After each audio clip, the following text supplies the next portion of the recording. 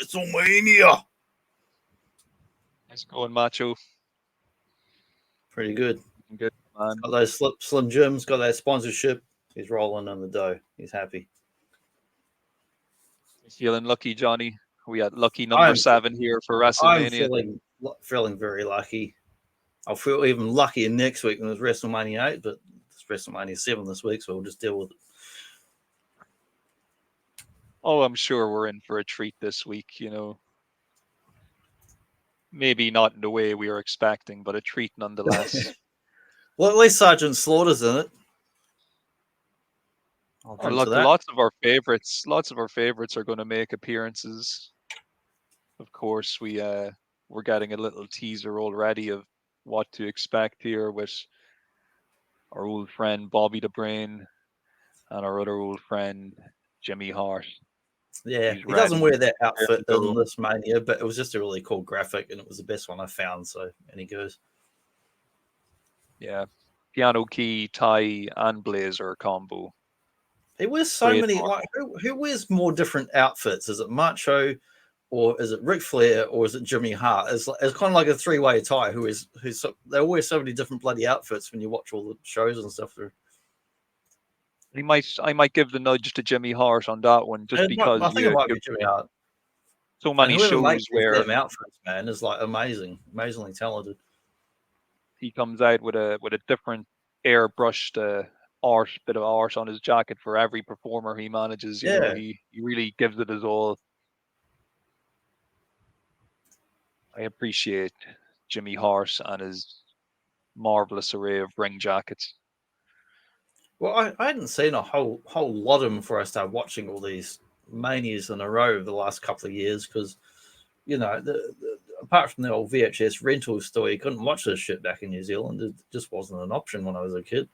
So it's been great to be able to actually watch these over the last couple of years in a row, and I've been rewatching each one.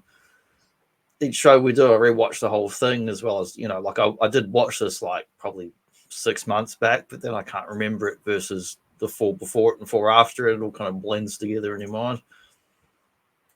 Yeah, if you're watching them in any type of like a binge session, like over a weekend or Yeah, across different, like a lot of them will blend together, especially and if you've seen especially if them you a few start mixing times. in the Summer Slams and Survivor Series and Royal Rumble, a lot of the matches kind of repeat with the storylines and that. You'll get like they're teaming up one week and then they're fighting each other the next week, and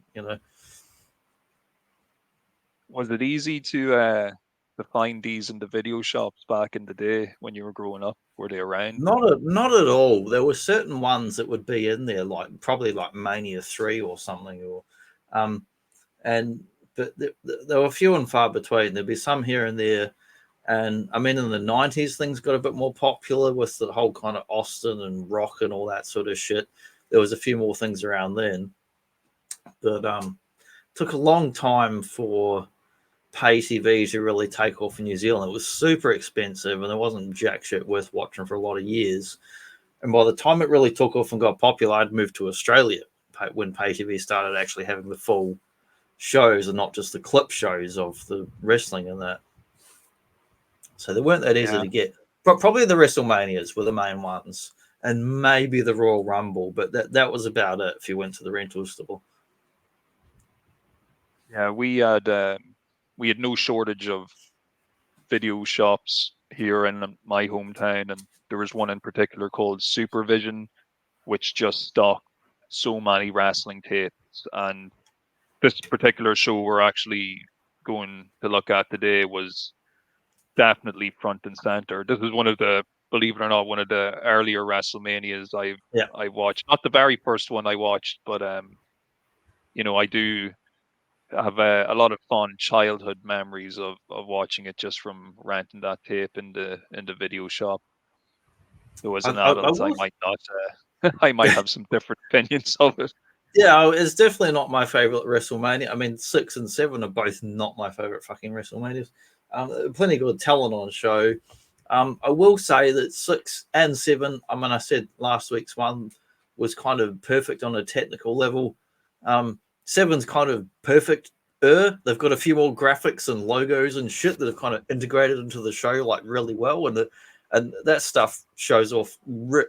Like you go back and watch this compared to what was on the competition and your Southern wrestling and that in the same era, and the Southern wrestling definitely had better bloody matches and often better storylines. But as far as the technical level of production, the graphics, the camera work, and the lighting, just it's like a decade ahead of what everyone else was doing for any kind of other wrestling show. It's just using the absolute like cutting edge of the time, and anyone else was like quite far behind until we get further into the 90s and heading towards like Monday Nitro, and then it's like, well, okay, we've got some Ted Turner money, we better up our fucking game if we want to compete and stop like giving you lens flares and blinding you with shit in the background all the time.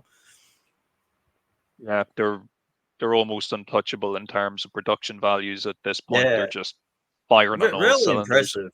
Which is ironic because it's one of the lesser manias in terms of the matches. It's enjoyable, but not great. But yeah, definitely production quality is going up. And as we're heading from like 91 into 1992, I did try and do some more ad block stuff this week for there's so many goddamn products in this era, in this time. You got toys, t-shirts, caps, fucking play sets, little figures, and also. But if you upload any of those fucking ads on YouTube, guess what? Bloody WWE blocks you and says copyright, motherfuckers. So instead, I've just chucked some other stuff in here.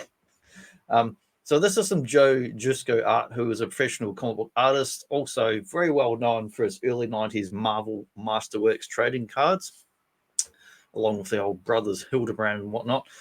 Really awesome artwork he did that really captures like the likeness of guys of this era, the faces of Roddy Piper smashing up a big ogre or whatever, and the eyeballs flying out, rather graphic, pretty damn cool.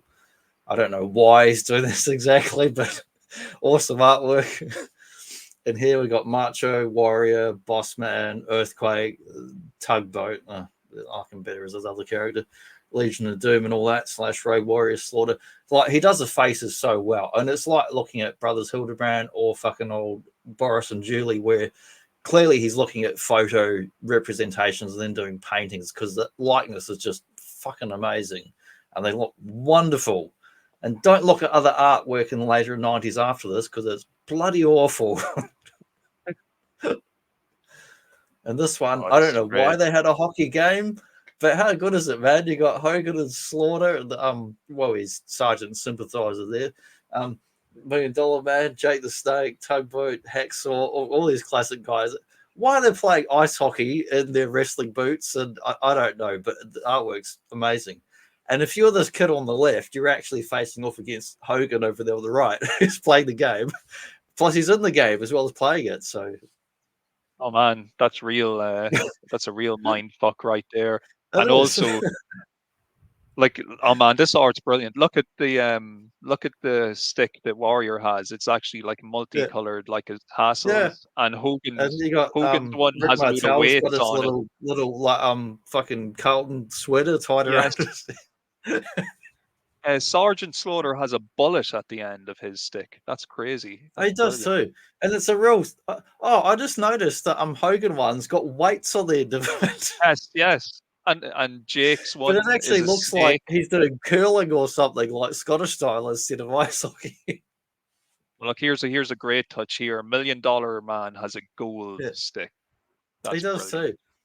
But you can obviously these have all just been kind of superimposed onto the background image with it up, but it's awesome artwork, and I love that it's just a real snapshot of this time where we're moving out of the late 80s into the 90s. We've got all these kind of guys that a lot of them are still fairly fit and functional, but they're kind of the old timers, and it's just before that we're cresting over that hill, heading into the new generation with Shawn and Brett going to go off and be single stars. Undertaker's, about to appear and be on the rise, and all these other guys are coming in.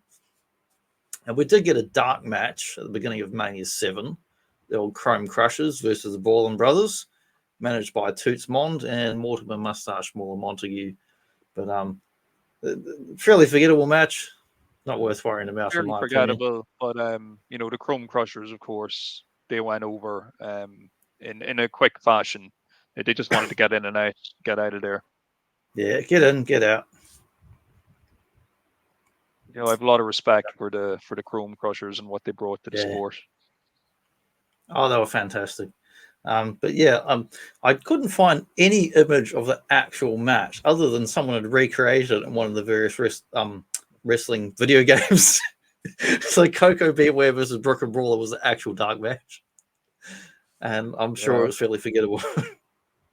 Oh, it was probably a real barn burner. A match that people will tell their grandkids about. Coco Beware versus the Brooklyn Brawler. Yeah, this is actually kind of a secret behind the scenes slide, because this text here is actually just for me when I'm building the slide, so I can copy and paste each match thing, and usually I delete this at the end, but I thought, well, I just wanted to put that Jimmy Hart image in there, really, so see it larger. That's why I left it in. The Los Angeles Sports Arena. Yep, got moved from some other bloody arena to this one. And if you believe Why Bruce did it get Pritchard, like, well, it's security, but apparently because they didn't sell jack shit tickets, they couldn't sell enough tickets, so they moved to a smaller arena. That's right. So I think by February of that year, they'd only sold between like 15 and 16,000 tickets. Yeah, that's what I the read today. Coliseum. I think like the Coliseum can hold like 90 to 100,000 people. So yeah, they knew at that point, they weren't going to move much more. So they switched it to the smaller venue. Though not the first time we've seen this venue, Johnny. This was one part of WrestleMania 2 when they did the show from 3 arenas. This was one of the arenas. I can't keep track of all those damn American arenas, man. What we've got, like, I don't know, 1 or 2 arenas in our entire state here in Perth, and in America they've got arenas just every 5 minutes down the road. You got a fucking arena over there, apparently. Well, you need to be entertained if you're living in the States. Oh yeah, well, but I mean, but over there you got gridiron, you got basketball and baseball and wrestling. So that's 4 major things, and they multi, as well as like music acts and concerts and shit. Yeah, spoiled for choice our American friends are when it comes to these arenas. Like, and most countries do not have 10,000 bloody arenas. But we've got a few celebrities back this year and appearing for the first time. Ones, some decent ones are actually kind of like enjoying the wrestling, who are actual fans for a change and not just weirdos. Of course, Chuck Norris looking very young and dapper with his mustache. He's got the mustache. He's got the Aussie mustache going there. I love that. Lou Ferrigno, who will appear in a backstage segment later, as well as the You'll see a proper image later, also appear. Which I'd saved, and I couldn't find it when I was trying to get the slides, so that's why I've got just to insert one there. Yeah, Fonzie there as well. Yeah, Henry Winkler. Appearance in the shows. And I genuinely like all 3 of these dudes, not just because they're fans, but like, I've watched shitloads of Chuck Norris movies and Hulk TV shows and Happy Days, and so I genuinely like these 3 guys. And I'm like, rather than like, let's ship some celebrities in from random game shows and bullshit like Alex Trebek, these feel like guys who actually just enjoy wrestling would actually go to a show. Yeah, and Chuck, he's no stranger to the old wrestling shows. He's going to even be getting involved in a very kind of heavy fashion once we get to, I think it's like 1994. He actually plays a pivotal role in that year's Survivor Series. So yeah, Chuck must have been into the old wrestling. And then the following years, he turns up in a few WCW pay-per-views as well. So, and he is, I mean, obviously he was a point contact karate champion in the 70s before he was a movie star. So he was a genuine martial artist, but he was he's a fan of fighting, wrestling, boxing, whatever. He's a guy's just well into it. Yeah. We need to get a couple of Chuck movies reviewed on the Boba Joe show at some stage. I think so. I think at least a couple. Is he a ninja? Because I heard he might be a ninja. I heard he was missing in action. Yeah. He's also a bit of a lone wolf. Bit of a lone wolf. I love those missing in actions. They filmed 1 and 2 at the same time, but then released them in the reverse order.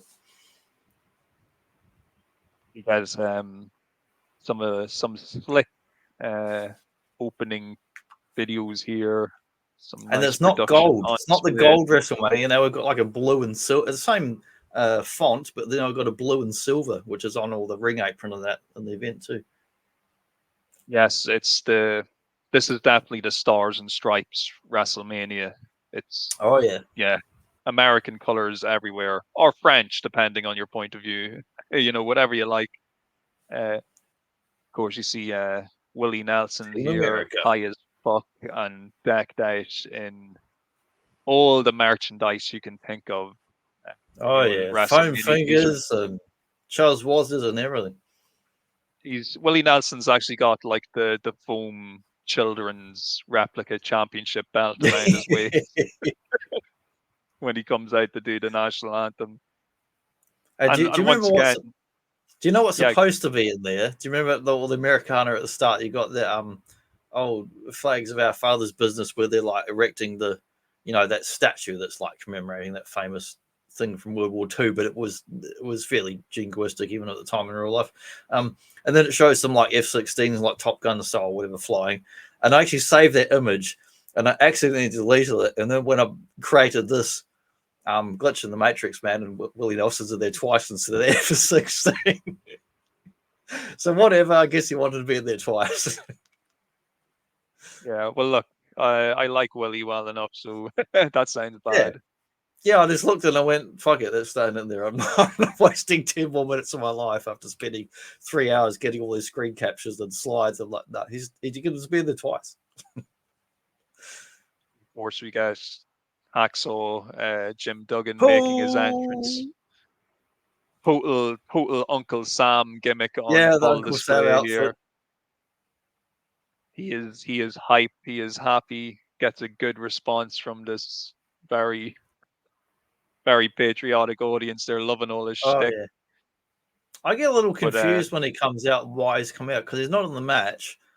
But then when it gets to the first matches, it's Monsoon and Jim Duggan on commentary because Bobby Heenan is on manager duty. And then when it rotates after that, then it goes to Bobby Heenan and Monsoon doing commentary. And I just totally lost the plot. Like, what the fuck was going on when that happened? thank God we didn't have to endure a full show of Macho, or not Macho, of Hacksaw and Gorilla Well, I was together listening on to it and I commentary. thought that must be Mark's all-time favorite commentary. Listening to Hacksaw Jim Duggan. You thought wrong. And then when it switches to it's quite strange. Mania 6 and 7, they very rarely show you the comments. You can hear the commentators, but they don't show them very often. Whereas the previous ones, you see them all the time in person where they are commentating or in their cutaways where they're doing in front of the, either the blue screen or the crappy background, the little promo shit. So when it switched to Bobby, I went, hang on, that voice is different. It's not Duggan. Who's that? Oh, now it's Bobby Heenan again, but he was just in the match. And then it switches around later on too, because he manages at least 2 matches or so in this one.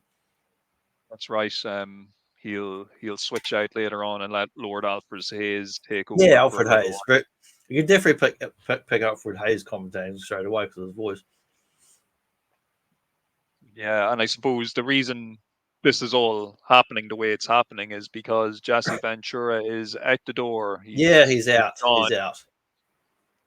Good luck. Goodbye. See you later. See you later once our He's done.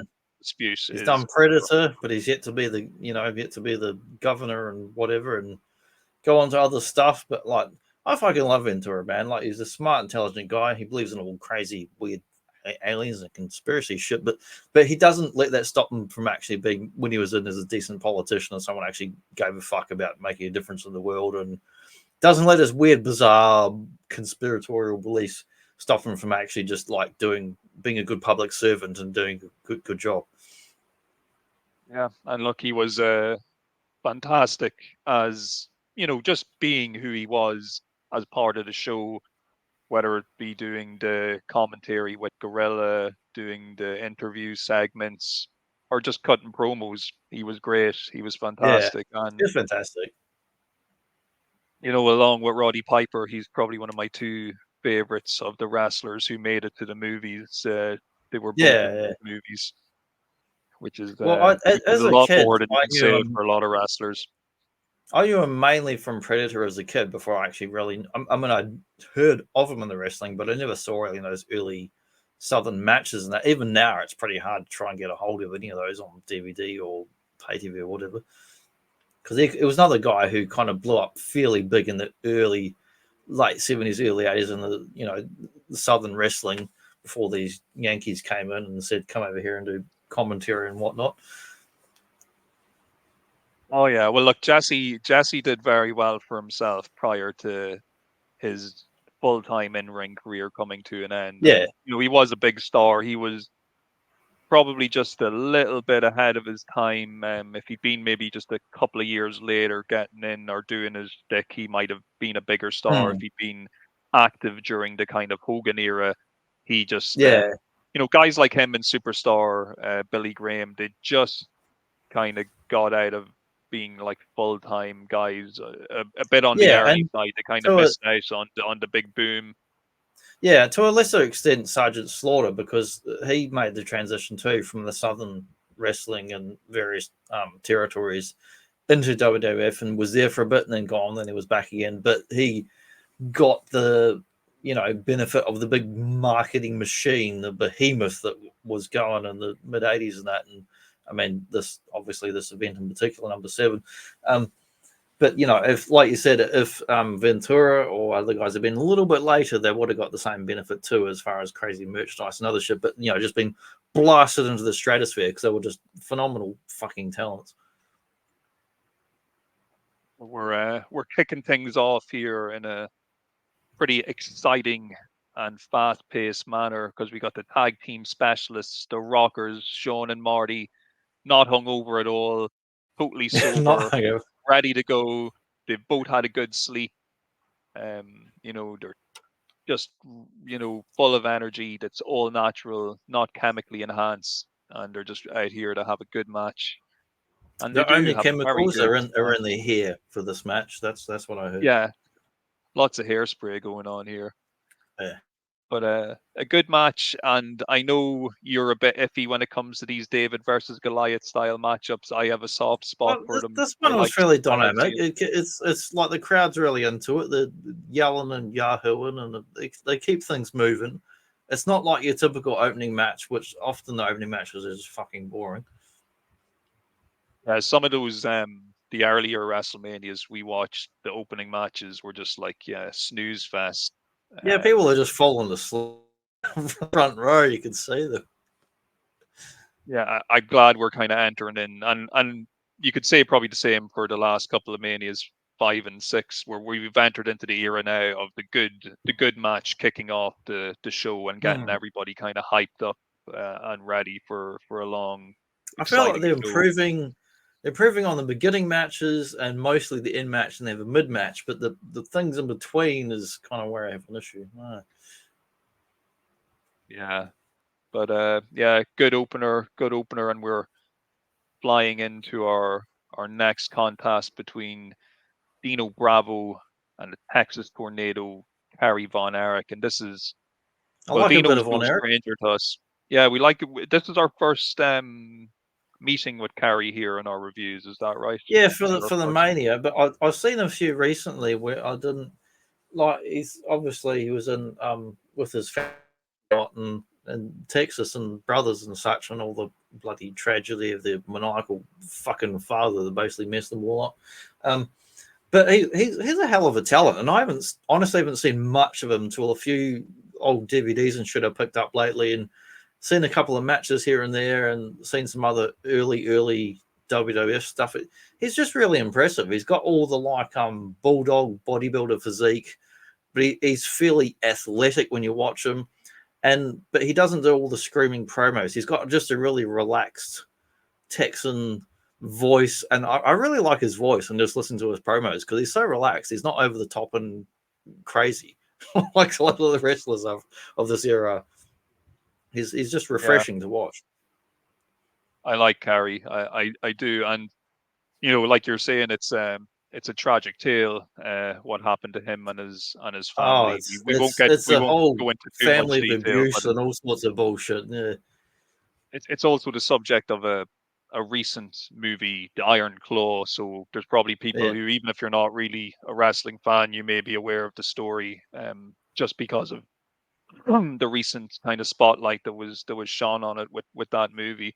But yeah, Carrie, I'm assuming he's wrestling with only one foot here as well. I think this is after he's had his motorbike accident, so he's had his foot amputated. So I think he may have a prosthetic foot, which makes his yeah, because performance he here had even more memorable. he had a bad, seriously bad injury. I mean, multiple fucking injuries, but to his leg. And normal rehab, you would take, I don't know, at least a year off, Stone Cold style, after Olden dropped him on his head by accident, and try and actually recover and get, scans and see experts and whatnot. But being it was the wrestling of the era, he got forced back into it through his family within a matter of weeks and completely destroyed his lower foot, which got seriously infected and basically septic. Then they fused it, and that still didn't work. And then he did get it amputated, and yeah, he must be onto the prosthetic by this point, which is amazing that he went through all of that shit and still kept performing. Like, full credit to him. But it's fucking horrible. Like, in the modern era, that should never happen to somebody. They should take the time and rest and recover properly, and not be forced into losing half their bloody leg. Yeah, and it's crazy though that as a human he's able to still Yeah, go even do out any of and it. do everything. Yeah, just do any of it. And look at like and look, don't get me wrong, I know he's probably on the juice and everything else, but like he Yeah, looks really impressive. Like it's crazy how good a physique he has, and like I said, he's still able to move around the ring like in an unnaturally athletic way. And he just it's it's a bit of a tough watch in some ways, this match, as a few of the matches I yeah. suppose in the show will be, because we've got Dino Bravo, who's going to be eventually like gunned down in his own home by the I was mob, thinking about that and today when I was watching this. then yeah, poor Carrie, he's gonna meet his end on his own hand. So like yeah, it's two tragedies kind of unfolding here, but not quite yet. We're just getting to see them here have a nice little match on the show. And yeah, Carrie, he gets the win over Dino in a relatively quick match as well. This one doesn't Yeah, go too long. short and sweet. Short and sweet. And then we Wrestling get a bit of peace to everybody. warlord action, and Nick Kano. well, they both wear that same bloody $2 store Hello Phantom of the Opera mask, is what they're actually both wearing. From the same era of the 90s. It might even be the same fucking mask. Could well Um, be. but Just I feel like the warlord, they never like. I mean, I don't know the name of the real guy, so apologies there. But he's a big fucking burly guy who's fairly impressive, and he's not a bodybuilder pump, but he's a genuinely large man, like fucking, I don't know, Kane or Undertaker. He's a massive dude, and like old Vince, I probably have a bit of fetish for the old big men in the wrestling, and just the spectacle of watching like giant sized fucking humans.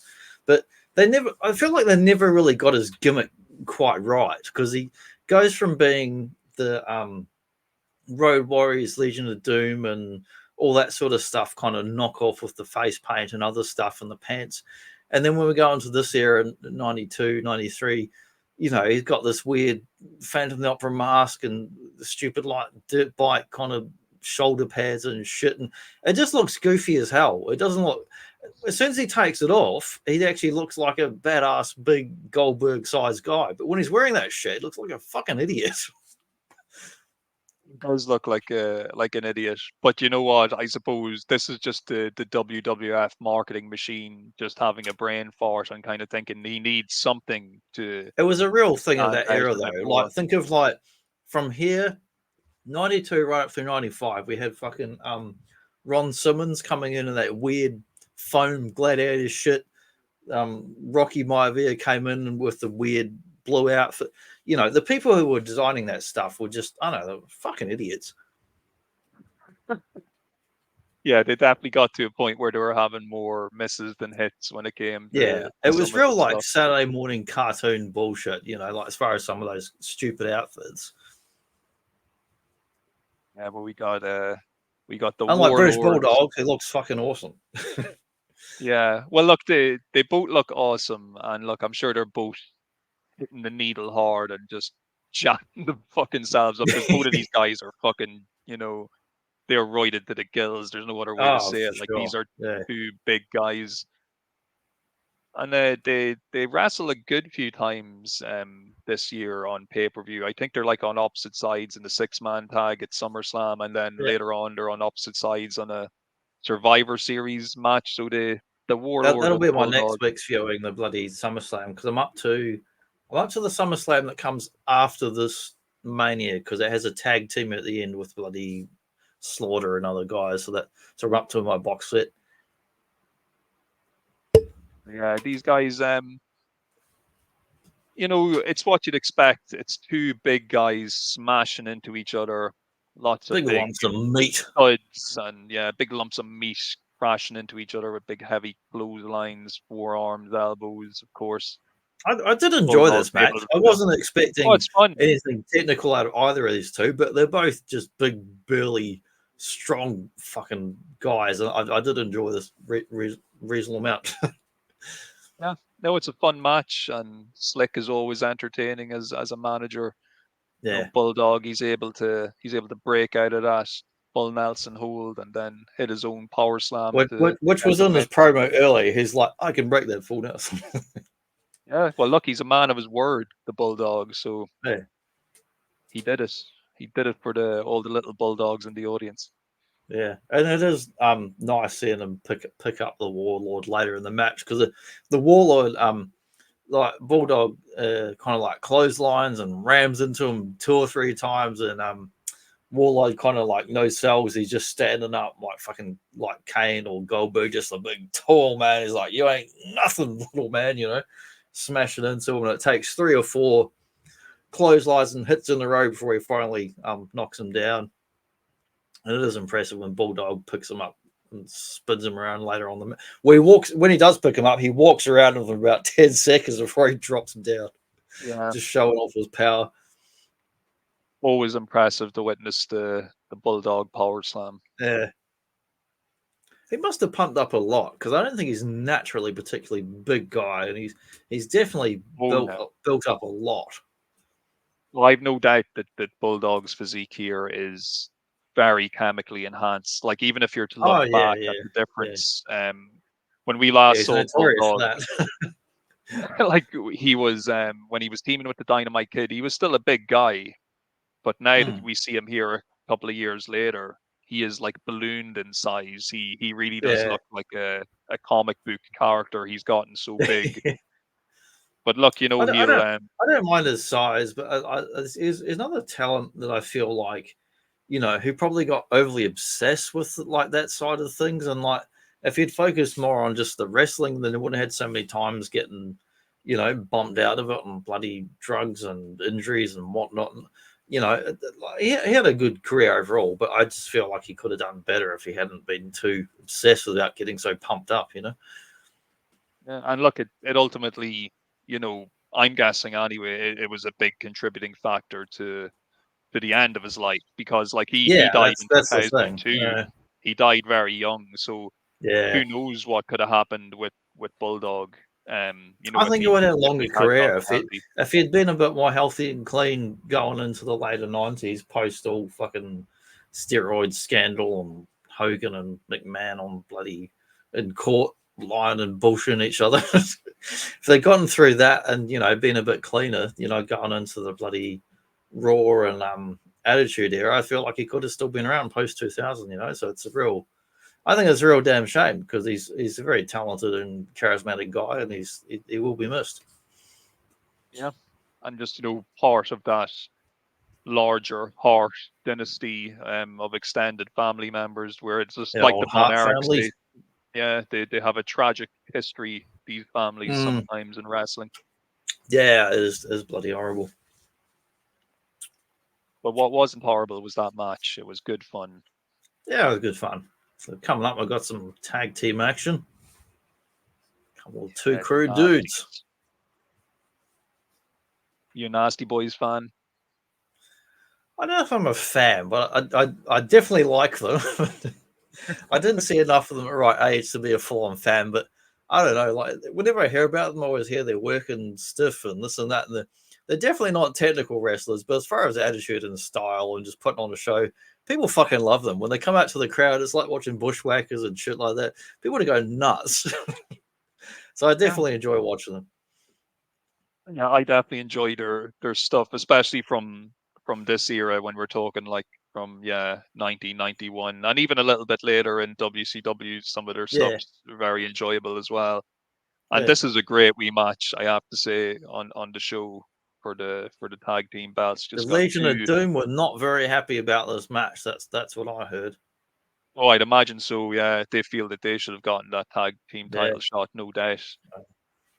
But yeah, you know, it was the Nasties who get the shot against the Hart Foundation, who were once again being treated to another delicious Hart Foundation tag team match, which does not yeah. disappoint when it comes to the action. They are a fantastic tag team, and of course Oh, Jimmy Hart fantastic. out again. Jimmy Why Hart did with he his wear that Nasty helmet? Boy outfit. What's the deal with that helmet there? It's just something to do with the Nasties. That's all I know. I It's assume part of so his because he's got gear. all the skulls and it's got like cat eyes on the back of it. I was watching it go, why is he wearing this weird helmet? Yeah, it's just another part of his eccentric gear that he's gonna wear out to distinguish himself. But like we were I know, saying earlier, he has a million and one outfits. It feels it like does. And the does Jimmy Hart. ties and everything. And yeah. I Yeah, almost bought great a wee Jimmy Hart match. figure online this week, but it was just the price was just a little bit too much. I ended up buying another Macho number 5 or 6, a different outfit, but it was cheap. And Paul Orndorff, which is kind of going to round out some of my earlier manias where I've got my Hogan, Piper, Mr. T. So I'm getting an Orndorff figure with the robe and that. I'm very happy. Awesome, awesome. Well, look, it's a big night for the Nasties here. It's also, I believe, the final time we are going to be seeing Brett Bret Hart and Jim as a tag tag team team action. now. Because when we next see Bret Hart on a WrestleMania, he's going to be a single guy. So this is the end of the Hart Foundation era in terms of the WrestleManias we've been reviewing. So Yeah. it's a sad time in some ways. I did enjoy pretty much everything they've been a part of in every Mania we've reviewed so Oh far. yeah. So You've gone from blue it's the end of pants, an pink era, pants, and then on the singles star. and we'll miss Jim Neidhart. I don't think he's going to be around for another few years, but we won't see He'll him be on taking any a other break and he's off on his jet WrestleManias. skis for a bit, but he'll be back. He'll be back. He'll be back, and But he'll be buying a few yeah, jet skis. That's what I've heard. it's on to bigger and brighter things for Brett, and yeah, it's a real moment in history right here. Yeah. It's a real transitional time because you got the Rockers with the opening team, and Sean's are gonna break off into solo. You know, you've seen that Raw episode. It's like 90. I think it's 93, where he smashes Marty Jannetty through the background window on the set. Oh, it's even quicker than that. I think that Yeah. happens. I might be getting my years mixed up, but I think like 92 or this 93. year, Not sure. I think is going to be it's going to be last year for the Rockers. This year Mm-hmm. they're going to Yeah. split. By the time we get to next year's Mania, they'll actually have already gone ahead. That angle that happens on the barber shop Brutus Beefcake Yeah, show that's it. on That's it. The barbershop Superstars, and then background thing. yeah, so that will actually happen. Yeah, it's going to happen pretty soon where we are in the timeline. I think by the time we get to next year's Mania, Michaels is already going to have turned, and he's going to Mm. be the sexy boy Shawn Michaels as we would go on Sexy to become. boy. Do you know, I never knew until a couple of weeks ago that song, the early version of the song, the long version, isn't it? It's meant to be like Sherry or something singing on it. That's right. It's Sherry sings The the original version, sexy and the original boy. version, her version is the best version, and the Yeah, song makes a I had lot no more idea. sense with a woman vocalist than it does with Shawn Michaels singing it about himself. Yeah, but it's a real transitional thing, and we'll jump on to the next match. But like you know, the Hart Foundation, like Brett goes on to be massive single star, eventually champion. Sean also, of course, goes on to single star, becomes champion, and of course we get the notorious bloody feuds back and forth between them, both in and out of the ring. And also later in the same Mania, we'll see Undertaker in a very short match. An interesting thing is both of these guys, Bret Hart and Shawn Michaels, are well established, but Undertaker kind of comes in and just eclipses both of them as further we go into the 90s. He just kind of comes out of nowhere as this guy, becomes much bigger. Gee, what a quote. Oh yeah, he was very, very greasy in these promos, but obviously I think they got the old spray bottle of water or something out to get that level of sweat going on. Jim Neidhart too also had that business going on some of the promos.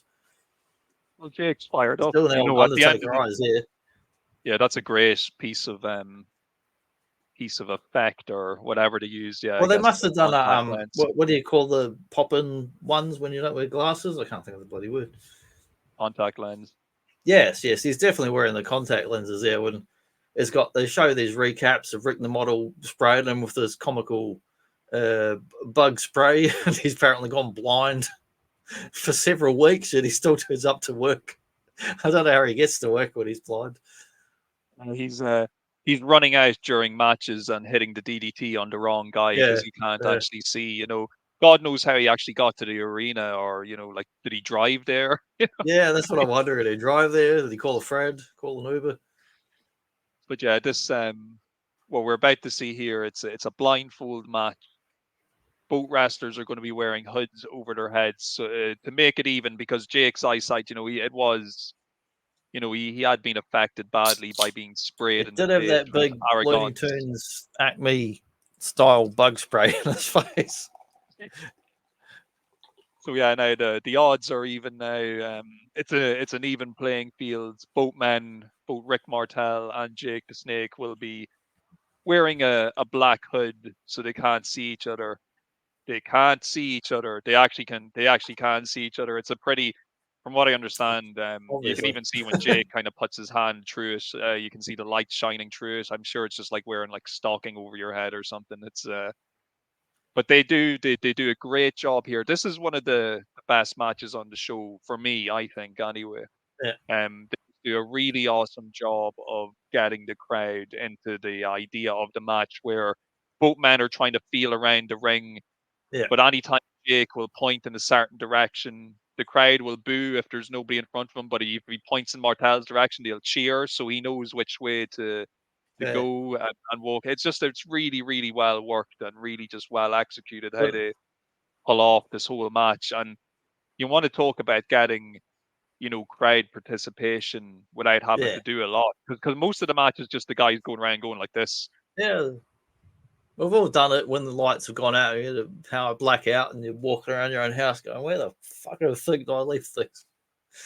But it's just so well done, because anytime there's even just a brief kind of interaction between the two of them, like Jake might get his hands on Martel just for a few seconds, the crowd just explode, and then We Martel will might grab manage the to referee escape. by accident.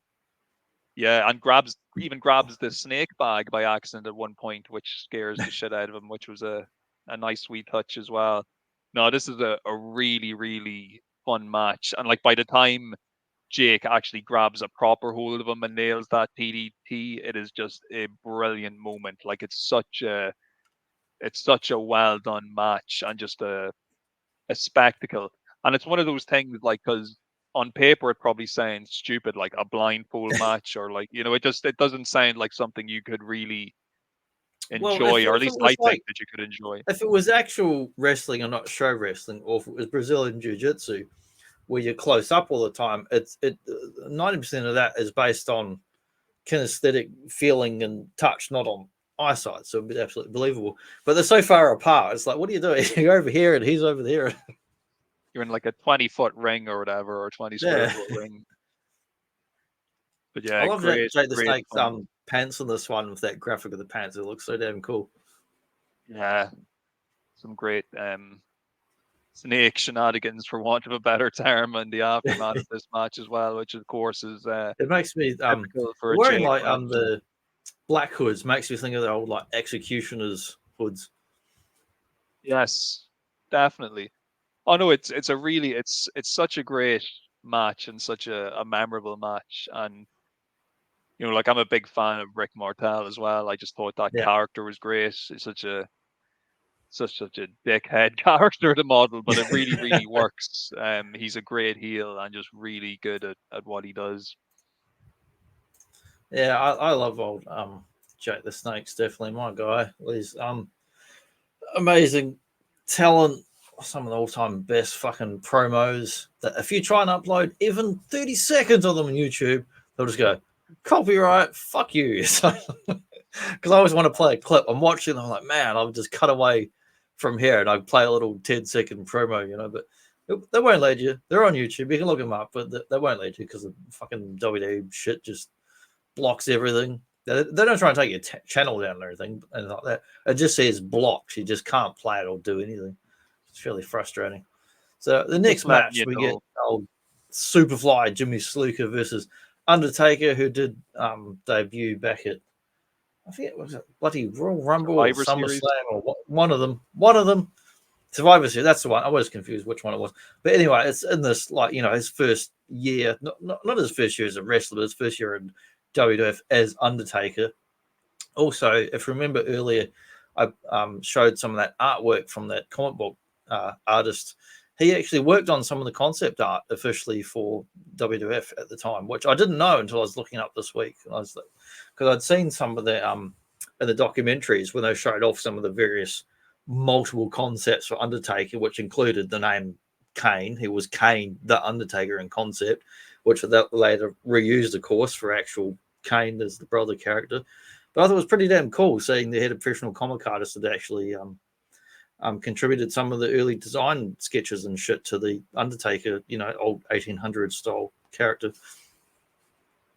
Yeah, and look, I thought it was pretty cool seeing the Undertaker totally dismantle the murderer Jimmy Snuka in this match. He just rolls I like through. when he catches him. When Superfly is flying and he just catches him, it's like, you're nothing. Yeah, and it's so, and look, in fair, like just to be I'm not going to get too much into the Superfly thing, but his work in this match is pretty spot on for getting over the fact that Undertaker is absolutely manhandling him. His reactions and how he sells the blows that Undertaker delivers to him, he's like he's wobbling and quivering wobbling and doing all the things. shaking. Yeah, he's practically having a seizure on the floor every time Undertaker hits him. I have to say, for my personal taste as well, this is like my favorite version of Undertaker. I actually kind of liked Undertaker better before he started having really good matches. I actually like him as this character where he's like more like a zombie and he just moves really deliberately towards people, and slow, they hit him, but he emotionless. doesn't really register it. He just gets hit in the face. He keeps coming at you. He's just like this unstoppable monster. That's my favorite version. He's a Of bloody the shambler. Undertaker. He's a bloody shambler, and he just looks menacing as well. Like the whole, the grey gloves and all that. Like it's just a really iconic and look. they do the white face makeup like a 70s zombie. Yeah, straight out of George Romeroville right here comes the Undertaker, and Paul Bearer is just perfect for the character. Fits him perfectly because, of course, when we saw him debut at Survivor Series, it was like Brother Love, who's like the guy who he debuts with, but right. they later on adjust that and make the change to Paul Bearer, which was the And you perfect manager for him. You see, I assume what is Taker's natural hair color here because he's got ginger in his beard and a bit in his hair, whereas the mid to late 90s, it's always black. So I assume he must be dyed by that point. Yeah, no, he's just one. He's one of us. He's just like me. One of us. One of us. Yeah, well, look, they do I sometimes actually say get the some ginger in my beard when I grow it out. I have dark brown hair, but my father had relatively gingerous hair. And when I grow it, you can only see it in sunlight, and the inside you can't. Only in the sunlight you'll see brown, and actually bits of ginger wax would come out of the beard. It's under there somewhere. It's just trying to get out. Yeah, but that's yeah, exactly Undertaker. It. He's not a proud ginger, obviously, the Undertaker, because he felt he needed to dye his hair black later on. So Well, But I yeah, think no, a fun match. And yeah, like you're saying, that bit where he catches Snuka kind of midair and there's a struggle just and then he gets him manhandles into him. the yeah.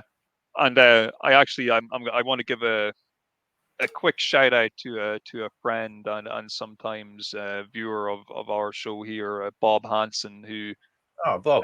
did the hardest part of the ring wrestling podcast. He doesn't actually do it anymore, but you can still watch the episodes of it on YouTube. I actually listened to his WrestleMania 7 review recently, like just a few days ago, and I think he nailed the kind of description of this match spot on, because there is a lot of revisionist history in WWE where they go back to this match and they're all like, Yeah, this is there the is. beginning of the streak and this is something really special. But like really, as we can see from just watching the It's just match, a it's just fairly a ordinary squash match. match. It's just an ordinary match. There's no hype or much anything Yeah. ado about it. Undertaker just comes out, he manhandles Snuka, there's a bit of a struggle, and then he beats him. There is no big, It's hullabaloo. it's very short, It's and just a it's match. for the context of Mania 7. There's so many fucking squash matches, and I'd say this is another one of them. But in context of the other events of the year and the weekly shows, they're definitely just selling the Undertaker big time. As far as he's. I mean, like when Kane debuted, he was this unbeatable, emotionless zombie guy who came out and just would destroy opponents and then disappear again. Yeah. And look, I love this version of the Undertaker. I think it's like the purest and most perfect version Yeah, of the character. I like all It's the just versions. really good. Yeah.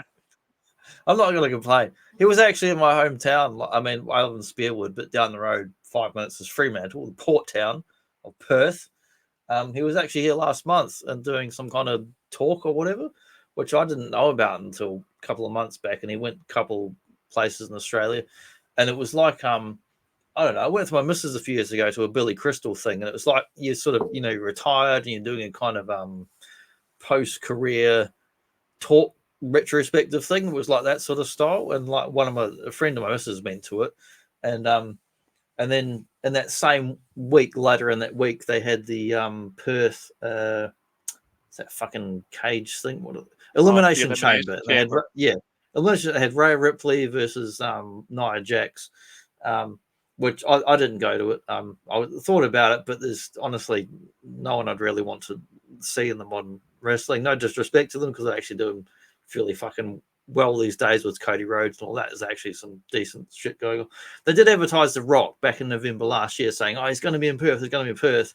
And then he didn't turn up. So he wasn't there. He was supposed to do a walk-on like that they advertised in the papers the last year, but it didn't happen. I don't know why. Probably some kind of other bullshit went on behind the scenes. Who knows? But it was kind of cool that both the Undertaker and fucking Rhea Ripley were actually in my hometown just a few weeks back. Yeah, well, yeah, Rhea Ripley, and that's kind of her hometown as well, or her home country anyway. Yeah, I I think didn't know she was from Perth until the papers are going on about. Usually going about fucking Big Brother or Survivor or some other bullshit no one cares about. Yeah, I must say I'm a fan of Rhea Ripley. Both I've still got to as a go and actually wrestler. watch that match. It's up on the network now, so I can actually watch it. So I want to go back and watch that. Yeah, she's a great wrestler, great looking woman as well, I have to say. I like her Definitely, better without all the goth shit, but I mean, to each their own. That's her character and gimmick. And if you got to be comfortable in your own skin, or however you like to dress or look and whatever. yeah, I'm definitely a Rhea fan. Oh, I'm going to chuck up an ad break here for a minute, and then I'll come back. It goes for about 3, maybe 4 minutes. And I did a test this time on fucking YouTube where it's like none of them are blocked or anything. There's no wrestling ones. It's just all sorts of stuff from the 90s in a weird ad block. We'll be back in a few minutes. Grab a hot. Join KAALLLL and the Madcap cast who make up the hilarious team in the award-winning show, The Comedy Company. Then we go back to the 60s and the Vietnam War, where young men lived a lifetime in 1 year, the year they did their tour of duty. Then there were those who survived, among them Magnum P.I. Tom Selleck plays the private eye who just can't stop having fun and adventure. The Comedy Company, Tour of Duty and Magnum share the best in entertainment, Thursday on 2.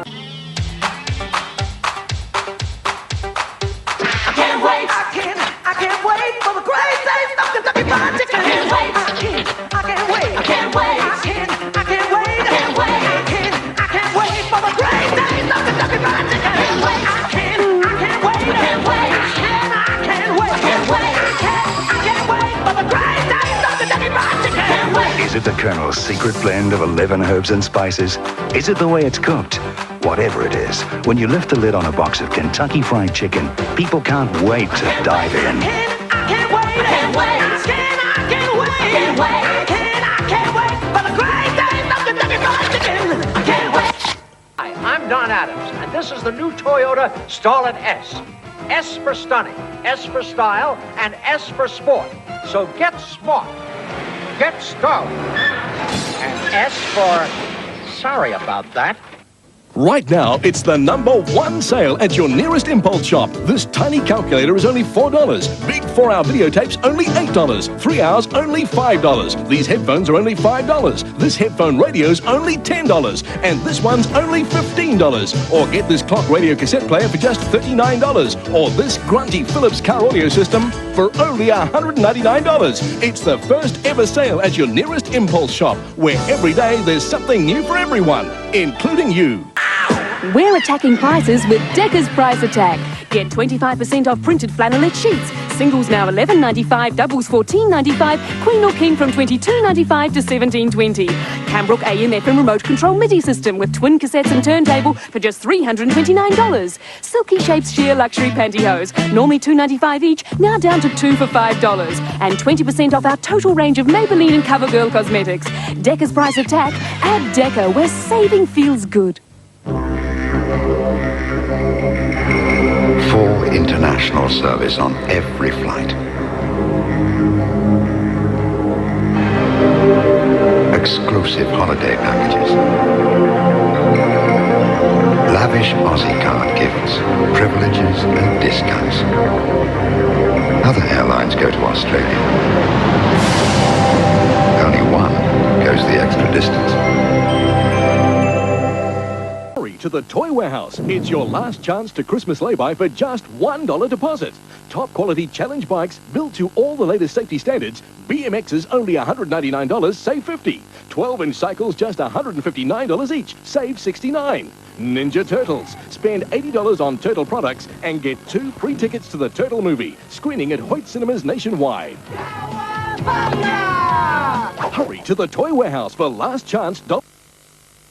Just when you thought it was safe to watch horror movies again. Brutal self-defense murder of a psychopathic killer. Just when you thought all the carnage had stopped. Looks like we got us a maniac on the loose, huh, Sheriff? Just when you thought there'd be no more victims. There's a new beginning. I know who it is. Oh, it's Jason Voorhees. Jason Voorhees is dead! The nightmare of Friday the 13th continues on TV3's Sunday Horror, late. In each generation, a man is born, and one of those men is Treasure Trigger Phil. I'll dedicate that ad block to him because that was all Kiwi ads I stole off YouTube. And next week, I've got an Australian ad block. Yeah, I want that headset radio for $10. And I think your microphone switched from one thing to the other thing, so I can hardly hear you. All right. Yeah, I want the radio that's like a headset for like $10. I'll take the $5 one. I don't need to spend $10 on radios. Yeah, I'd be spending my $5 on the 3-hour VHS. And I'll tell you something that one of those ads that come up was Decker, which is like a department store. Like, I don't know, you got like in Australia they got Kmart and Target and all that, but it was like the cheaper one. The Decker is the store where I bought my first ever Ninja Turtles figures and that. Yeah, I love seeing those vintage turtles in the Toy Warehouse advertisements. Yeah, the Toy Warehouse was like a New Zealand one chain. It was like Toys R Us, where it was the most expensive in the country. So those prices are a bit more than everywhere else that had them. Because I was watching it today, going, that's a bit bloody rich, but that's even for the time. Yeah, they could almost pass for modern day prices. Almost. Yeah. But yeah, next up we got a retirement match. kind of enforced retirement, I will say, because it's not like either of these guys wanted to retire.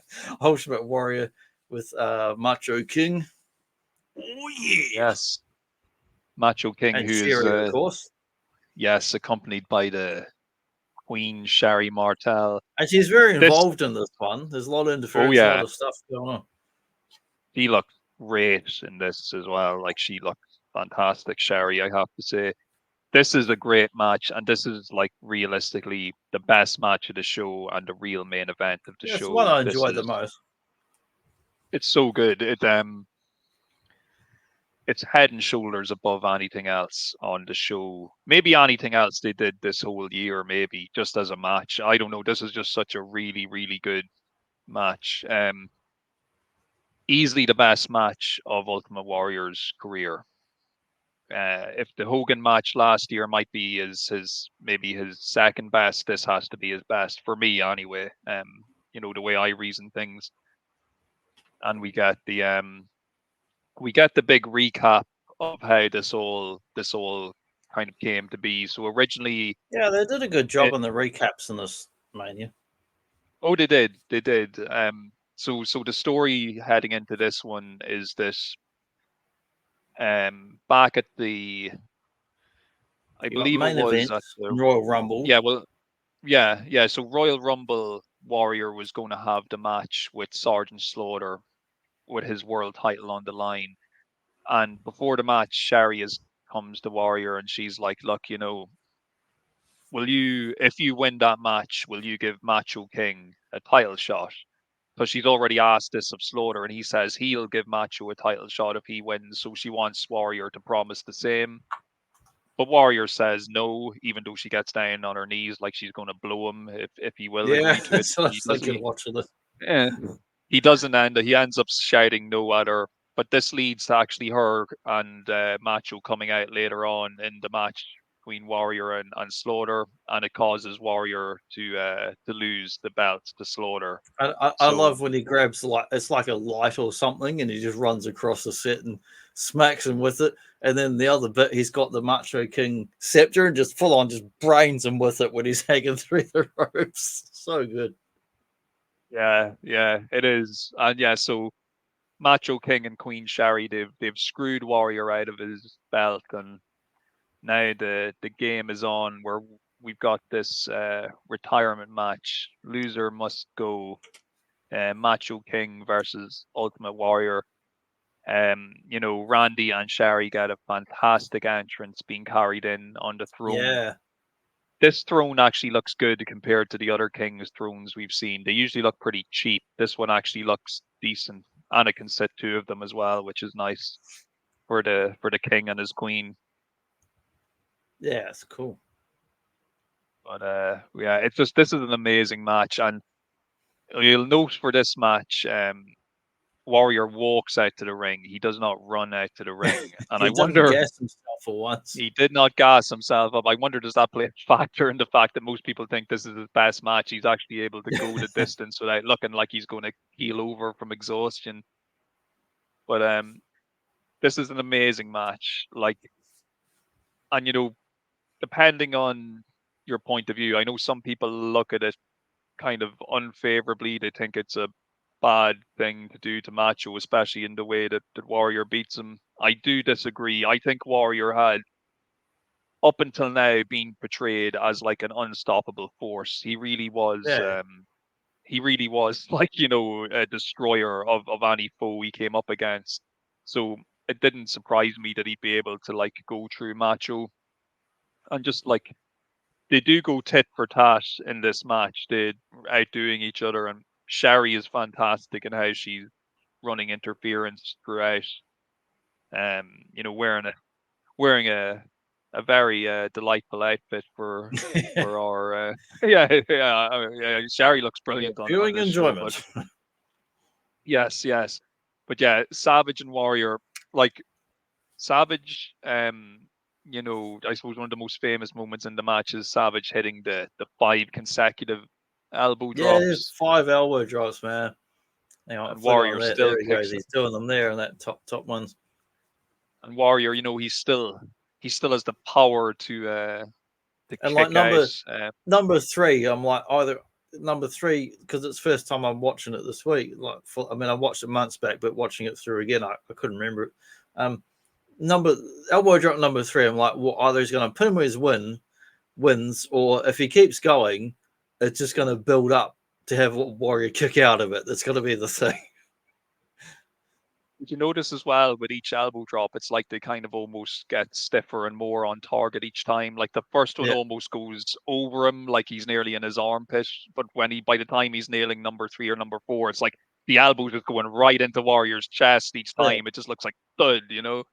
But fantastic moment. So Warrior kicks out of the 5 elbows, and then you think, all right, okay, now Randy's really, you know, he's dead. Warrior's going to kill him. But then Randy kicks out of the Warrior splash, which hardly anybody ever did. I don't think anybody ever did. Maybe Hogan, like, might have been the only other guy. So, you know, Randy shows that he can go toe to toe with the Warrior as well. It's not a completely one-sided, you know, squash affair. Yeah, and it's just a magnificent match. They go back and forth again. Warrior is just completely amazed that he can't beat Savage with his finish. So he goes to actually leave the ring after consulting with the gods above. He kind of looks up into the sky, and he's like, he's talking to his hands, and he's almost gonna like just leave the match. But then like Savage gets up and like bonks him, and, you know, kind of restarts everything again. But then Warrior ends up nailing Savage with these brutal kind of spear-like tackles that like send him flying out of the ring. Like, he does it once and then he does it to him again. And, you know, after that we get the famous moment of Warrior literally just dragging the limp body of Savage into the middle of the ring, putting one foot on him and getting the pin. And it's a real shocking ending to the match, because even like Bobby the Brain Heenan is in the middle of just talking about something, and then all of a sudden he's like, "What? He won! He beat him! He beat him!" Like, because because you would expect like Macho maybe to kick out, or I'm sure plenty of people were, but he doesn't. Warrior pins him with one foot, and it feels like the that's most story-heavy match, the most build-up of everything that's in this Mania. We've got, you know, Warrior and Macho going back and forth, but also the involvement of Sherry. And then at the end here, Miss Elizabeth, who'd been sitting in the audience, but not in the front row. She was like 2 or 3 rows back, just kind of like not interested. But then right at the end, she like runs in and throws Sherry out of the ring. And then we cut to the crowd and we see several female audience members actually like literally crying. It's like this, like the emotion is like, oh, it's like that's his missus who's come back, they've been disenfranchised, and he's been mucking about with Sherry, but now his missus has come back and gone, get out of here, you skank. And now they're crying at the sort of like reunion. It's a very Neighbours or soap opera sort of moment at the end of it. Oh, it's a great moment. And look, you'd have to have a heart of stone not to be at least a little bit touched by what you see, especially if you like with how the story unfolded. And yeah, it's a great moment. So Macho, he's lost the match. He's lying there defeated, and Sherry gets into the ring. She's really pissed off that he's lost. Yeah, she's she's just kicking had him it in the with ribs and kneeing him in the face and slapping him. She's just going at him. And yeah, we see And Liz. it's like she hops goes the with like, rail. who's the alpha male sort of thing, you know, and Yes. he's been beaten now, so he's just useless. Exactly. She's lost her meal ticket, so now she's taking it out on him. But yeah, she's really vicious, Sherry. Like, she's just like really laying into him before Liz gets into the ring to throw her out. And it's just a great moment, especially when, you know, Macho and Liz, he does the kind of classic pose where he lifts her up on the shoulder and he's doing the point, but also as well, they do a nice role reversal where she goes to hold the ropes open from to leave the ring, but he says no, no, no, and he actually then goes and holds the ropes open for her. It's just a really nice moment. That's classy.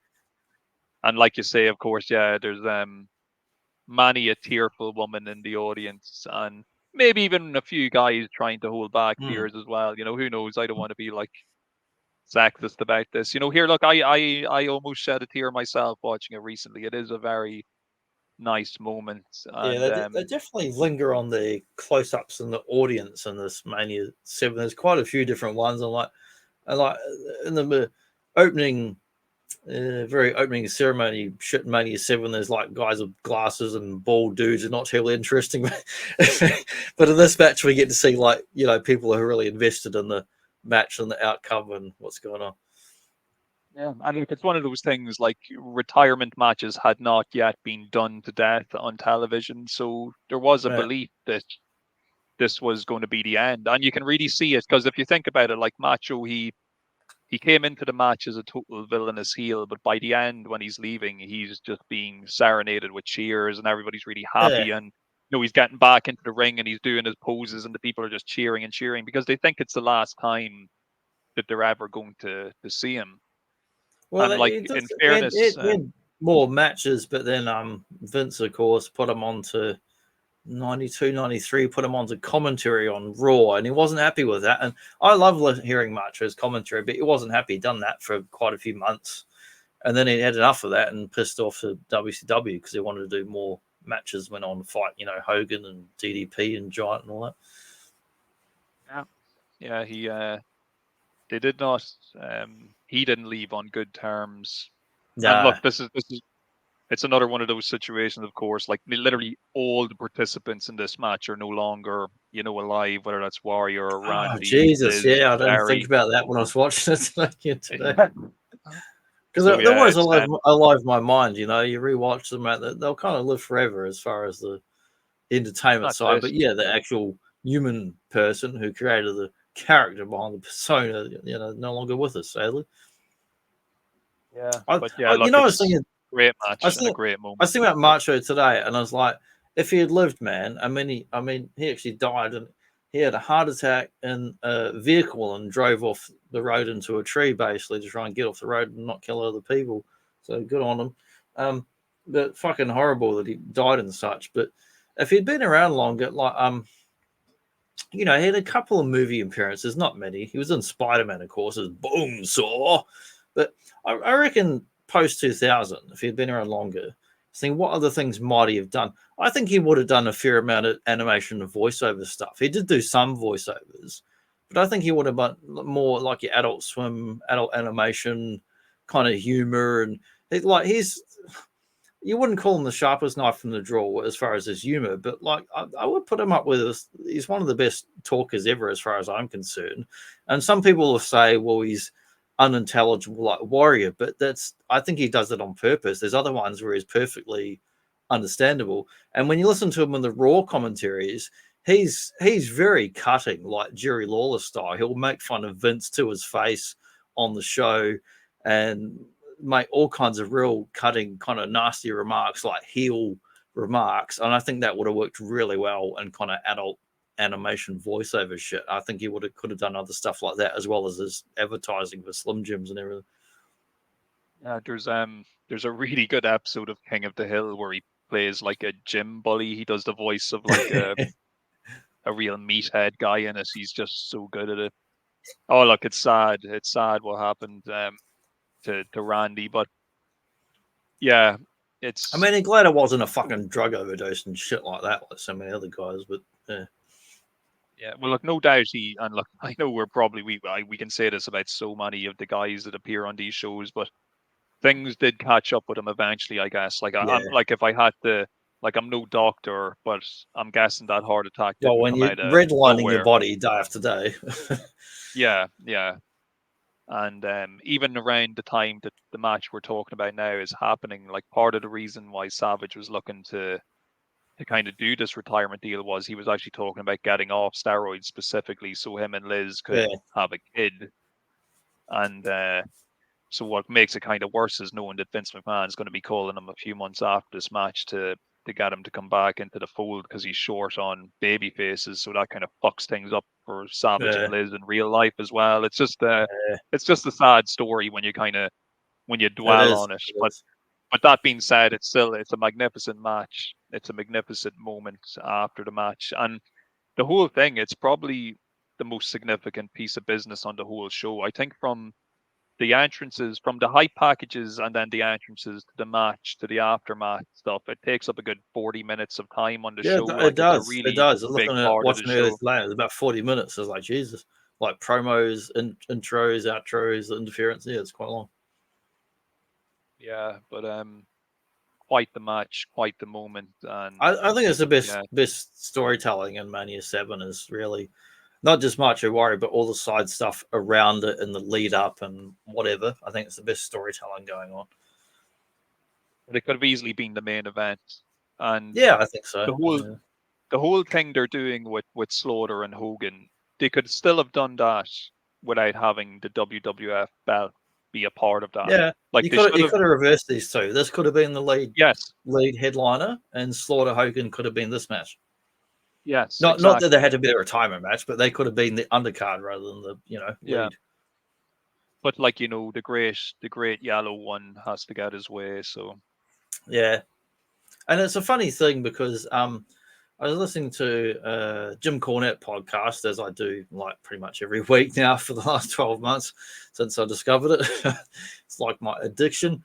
They do a lot of retrospectives on different manias and different classic 70s, 80s wrestling, as well as the Southern wrestling territories. And anytime they do one of those A&E documentaries, they usually do like a kind of point-by-point commentary on it, which are always really enjoyable. And one of the things I really enjoyed, they talked about for this Mania earlier this year, they talked about the Hogan Slaughter. If they'd built up Hogan Slaughter in a similar way that they did Macho Hogan with the mega powers explode. If they had built them up because they were doing, I don't know, for whatever reason, the previous year, everybody was a fucking tag team. Just everybody who was not normally tagging was tagging with somebody, Hogan and Slaughter, whoever, Macho. If they'd done a mega powers style story for 6 to 12 months, where Hogan and Slaughter were buddies and teamed up and good, and the two all-American good guys, and then had Slaughter do the heel turn and turn on him like the Mega Powers, that would have been a much stronger angle than just out of nowhere. He's the Iraqi sympathizer and all that. And I do agree with that. I think it would have been a much better build up to do that, and more respectful to the Sergeant Slaughter character, who's hanging out on the end here and has got his little finger wagging. Yeah, I switched out my figures today on the desk. I had my WCW 90s guys on here, and I switched out to some Mania All Stars. You got fucking Mr. T, Piper, Macho, Hogan, Warrior, but mainly I wanted to show off this wicked like cape jacket thing that's got Macho versus Warrior from Mania 7. Such a beautiful piece. you see there how that's a replica, obviously, of the jacket that Warrior wears out the ring. Noticed it on that, like he in real life, he probably had that jacket paired long before the event actually took place. Noticed how the artwork on that jacket shows this him and Macho both have belts around their waist. Yeah, they do. I wonder was Warrior originally told months out that they were going to be the main event and going for the belt, like Macho was going to be challenging him for his belt. Because last year he had the two. Last year he had the two belts, and then there's Yeah, we'll never know. It's just a conspiracy that I've just come up with there. So there's probably nothing to it, I'm sure. But yeah, it was just like that's the only Warrior figure I have. They've redone a bunch of times, but the one I happened to get a few months back was the Mania 7, where it's got the awesome Macho thing and all the tassels and shit. And I pulled him out this week, and I super glued in the tassels on his arm and his legs because they kept falling out, and they just would not stay in at all. That's I'm boiling you, and then I'm gluing you in. Yeah, they're not coming out ever again. Yeah. Now we got So I think in the actual arena at the time, there was like a brief intermission after the Macho King and Warrior match. But for us at home, they just show us like highlight reels and backstage interviews and stuff like that. But then we come back with a pretty quick match between the team of Demolition and Tenryu and Kitao. Now, this version of Demolition is not the original version. It's just a later got crushed in there. iteration. We got crushed now. That's right. So, but look, it's it's not a bad little match. This is just a quick little match, really, just to give the the Japanese tag team a win. Like at the time, WWF had a business agreement with Henry's promotion, and this is kind of part of that agreement. They're just giving them a showcase match here in the States I on assume so when I pay-per-view. was watching this today. It's nearly over and done with before you can really kind of sink Yeah, it's your teeth very into it. short, only a couple of minutes. And And usually, Demolition get a bit more of a showcase in their matches, but it was super short. yeah, and they come out to that. They changed the Demolition team. By this stage, it's a more like generic. You can definitely tell they're like pushing them downwards. They're just not putting as much effort into their Yeah, presentation anymore.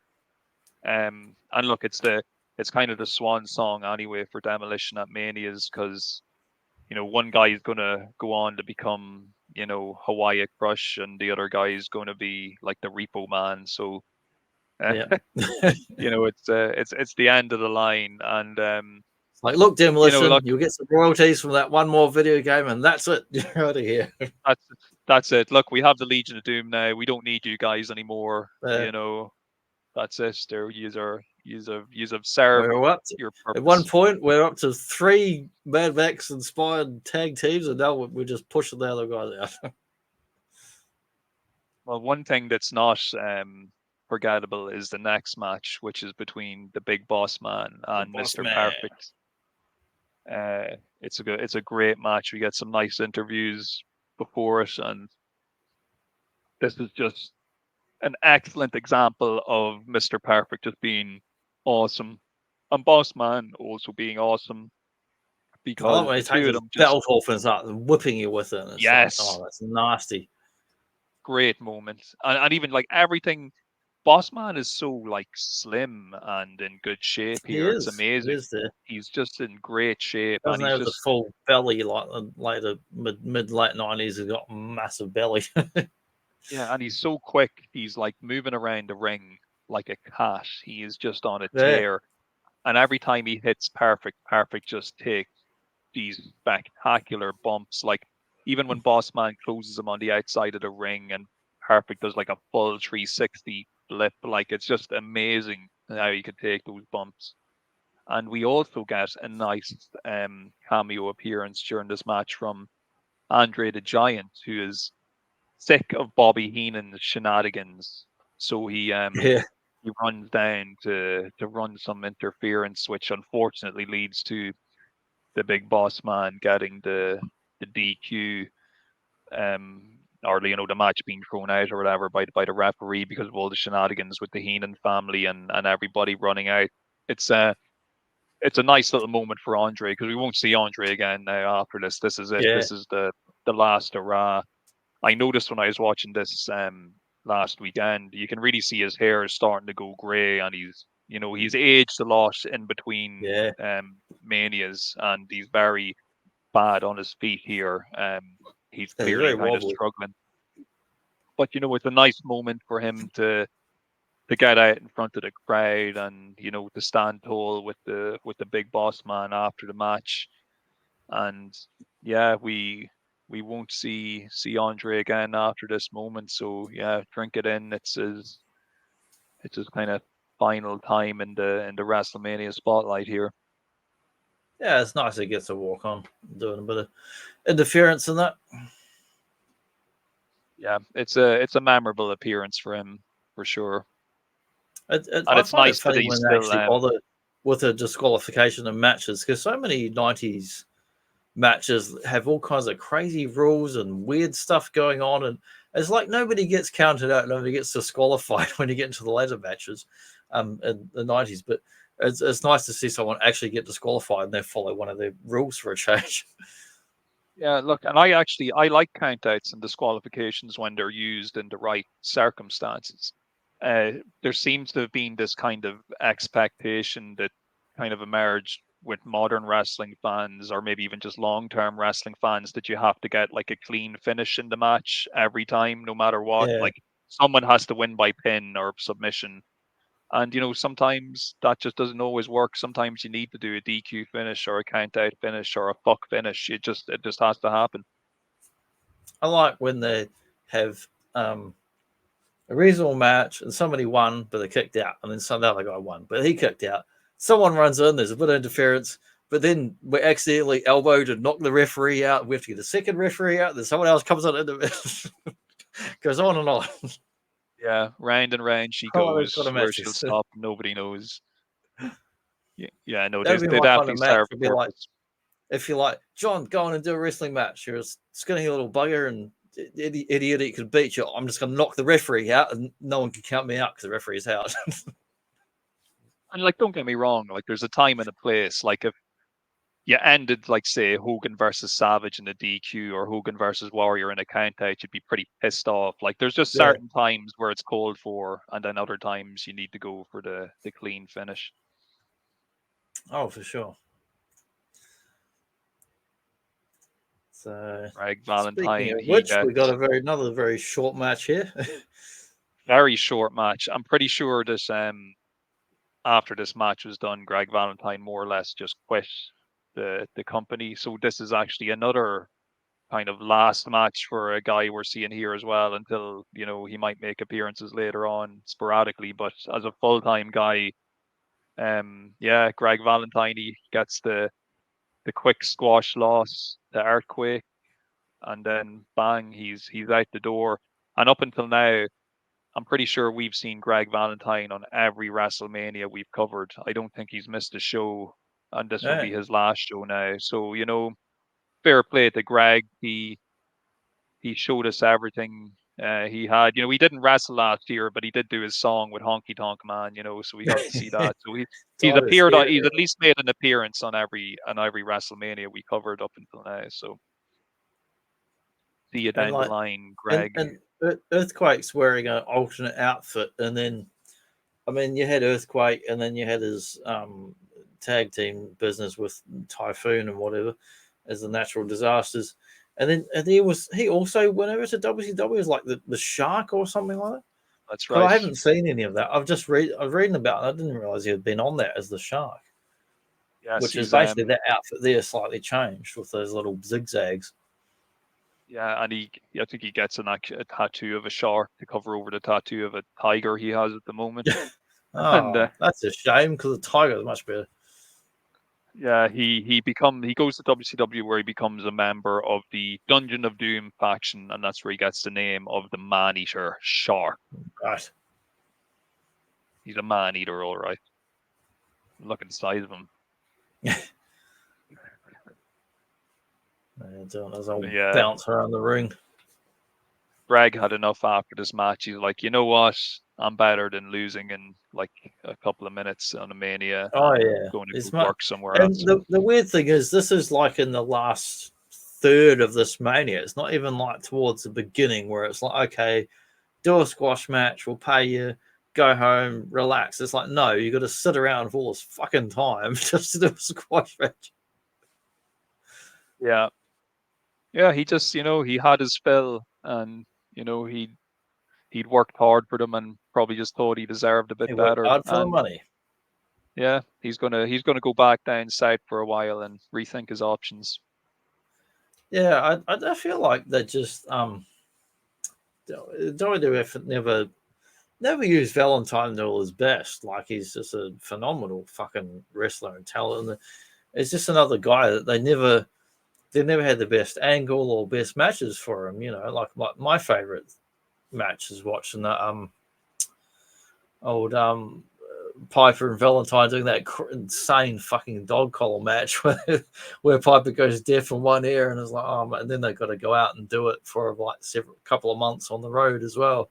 And like, that's just over the top crazy shit. But they're both just like hardcore brutal guys, and like, he's just wasted in this match. Like, it's just nothing. Nice interview here with the Legion of Doom, Road Warrior Hawk, Road Warrior Animal, moments before they go out and totally obliterate their opponents' power and glory. I know Power is Hercules because he's wearing that bloody chain, but who is Glory? I don't know who it is because he's wearing the shirt. Glory is Paul Roma is his name. So Hercules is the power and Paul Roma is the glory. But there is no real power or glory for them in this match because they get absolutely murdered by the Legion of Doom. So as the story for this one goes, this was originally supposed to be like a longer match, but poor Hercules actually tore his groin days before this match. And Paul Roma, who you'll notice in that picture, has a bandaged up elbow. He crushed his elbow the day before as well. It was really unlucky for both members of the team suffered bad injuries before the day of this match, but they still went out and did the match, but they were literally only able to do like a 90-second, 2-minute match because both of them were just so messed up physically. Like in shoot interviews and stuff, apparently Hercules could hardly walk. Yeah, you see him in this match actually trying to like run the ropes and stuff with a torn groin. It's pretty crazy. And you know, as a viewer, you can kind of look at it and go, oh well, look, it's only like 90 seconds or 2 minutes or whatever amount of time. I'm sure that Hercules felt every second of every moment he had to do anything in the ring. Well, it's crazy. It's like fucking Austin when he had his neck absolutely messed up by Owen Hart, and then the next week he was out doing shit before the doctor sent him off and said, "No, you go away for 1 year and recover." Yeah, crazy times.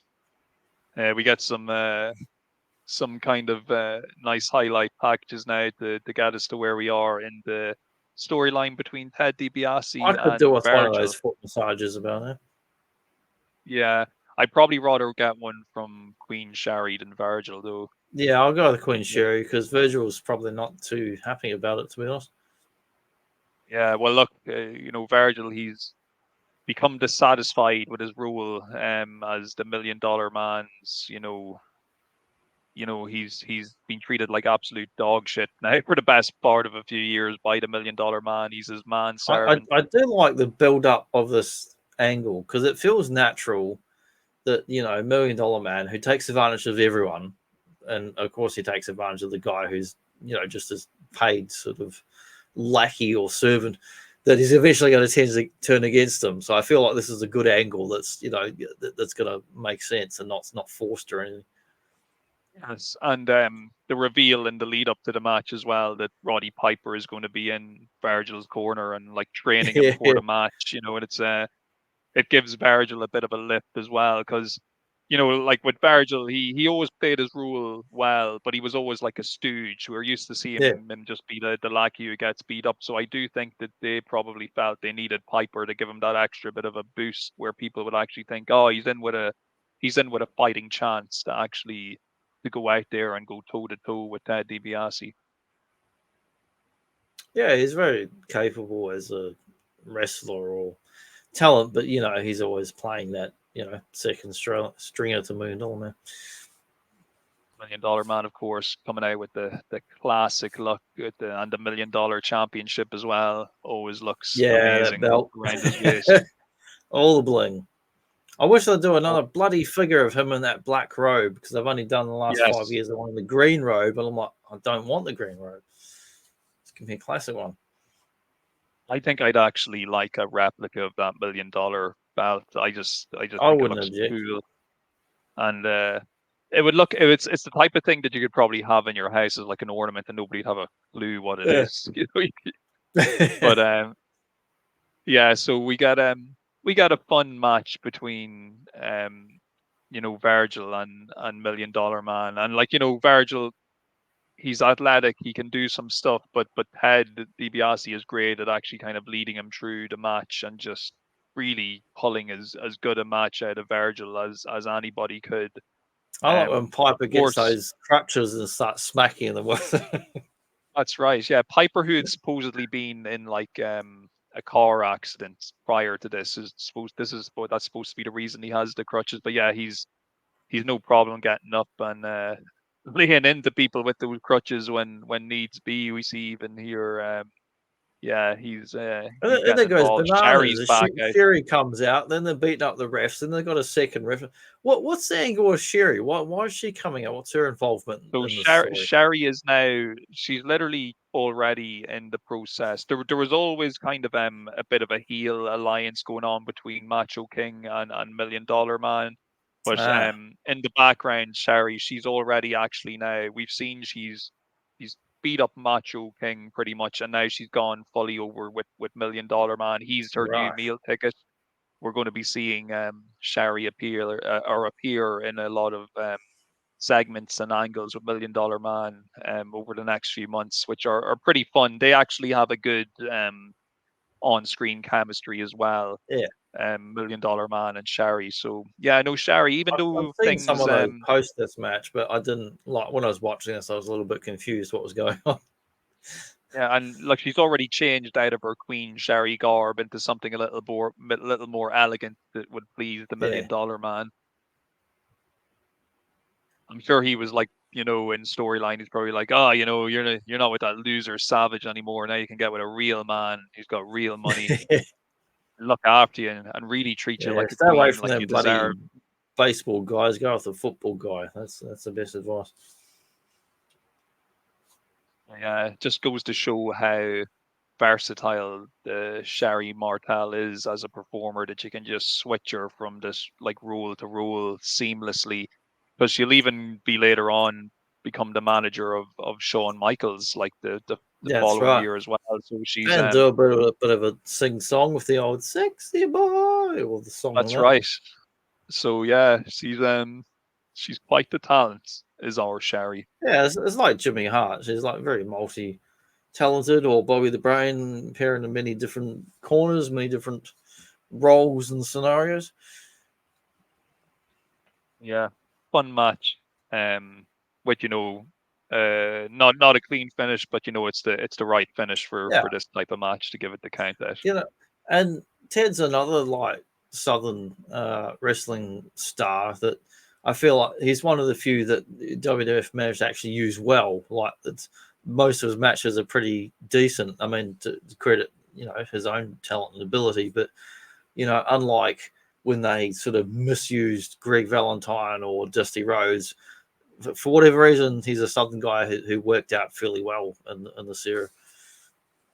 Yeah, and I suppose a decent chunk of that is probably because he was very charismatic, but also because Vince McMahon had given him that stamp of approval by pretty much making him a character of what he was supposed to be in real life. So I suppose he always had a special affection for him. So, $1 Million Man, from the moment he comes in to the Federation, he's always featured prominently.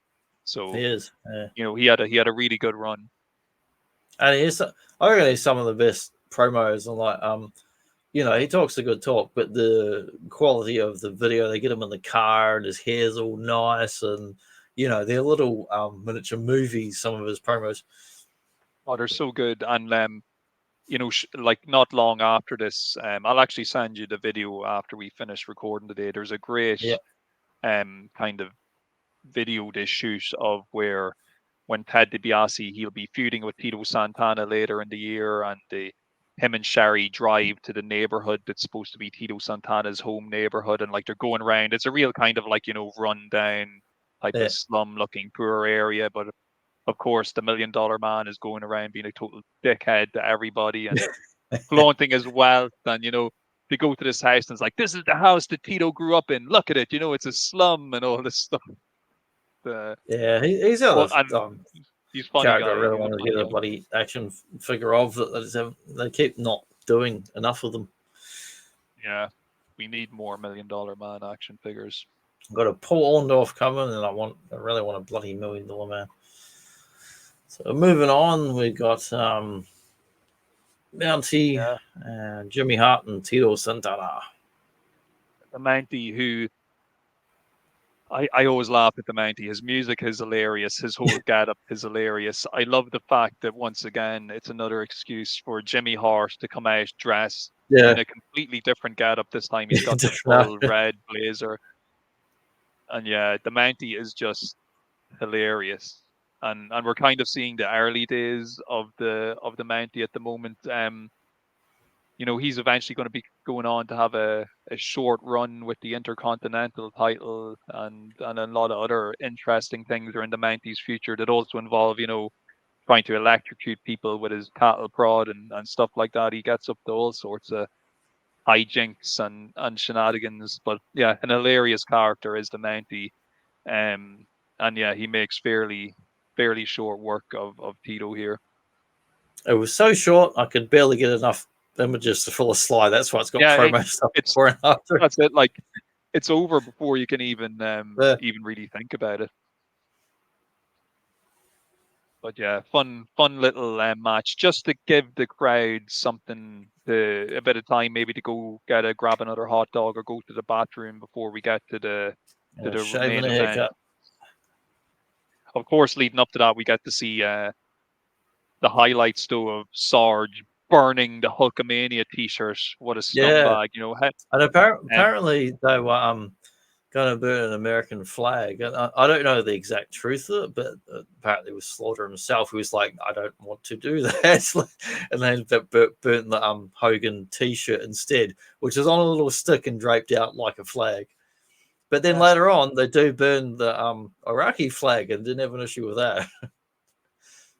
And notice, like, Hogan rips the Iraqi flag, whereas Slaughter burns the Hogan t-shirt. When they're burning that Hogan t-shirt, of course, Gorilla's like, you're burning the symbol of America, because everybody knows the symbol of America is the red and yellow Hulk Hogan logo. But here we are. It's Sergeant Slaughter and General Adnan. They're coming out here to face Hulk Hogan for the big belt. The big belt that Slaughter had won from the Warriors Royal Rumble. And what was it before this or after this? Because in the SummerSlam that comes after this, you've got a tag team with match where you got Slaughter and Hogan again, kind of replaying this. But they have the Iron Sheik, but he's as a different character, where he's in the same outfits as the Slaughter sympathizer characters in Iraq and all that. So did that angle come after this or before this? Yeah, so Sheik is just like playing General Adnan, like, and then I think later on he just reverts back to being Sheik again. They just kind of drop that. This confuses me because I didn't get to watch this back in the day. So watching stuff back, I'm like, there's Sheik Hogan, then there's Slaughter, then it's like, okay, now he's a different character. When I rented this from the video shop as a kid, I didn't really understand anything about the context of why Sergeant Slaughter was a bad guy or anything, because the real life. I'll tell you a quick story. Sergeant Slaughter was actually my very first ever wrestling figure. I had a Sergeant Slaughter figure before I even saw a WWF show, and he was just always one of my favorites because he was an army guy. That's all I cared about, was that he was a cool looking army guy. So when I saw him here and he's this like evil guy and he's getting booed against Hogan, I'm like, oh, I thought he was a good guy. But he had been a good guy. I just didn't know he'd gone through all these changes, and I was totally out of the loop as to what was happening. And he'd already done in like Southern wrestling, being bad guys and good guys and whatnot. Yes, but not patriotic such. Just classic baby heel stuff. Not without all the patriotism shit. Look, this is a match. It probably doesn't seem that controversial to us now in the year 2024, looking back at this and kind of knowing how at the time it was fairly poor taste. yes, that look, and that's kind of the main takeaway from a lot of this. The match itself is okay. Like, it's nothing terrible. It's your typical Hogan. Yeah, the match is fine. But it'd be like if they had the wrestling now and they went, well, there's a real life war going on in bloody Russia, Ukraine. Let's have a Russia guy versus a Ukraine guy in the wrestling. You'd be going, that's in poor taste. That's exactly what this was at the time. Yeah, and look, it's one of those, like, wrestling since like the dawn of time has always been exploiting kind of foreign situations, and it's a tale as old as time when it comes to wrestling. But at this point in time, with the whole timing of what was happening in the Gulf War and just everything that was going on with real lives at risk, it was in poor taste.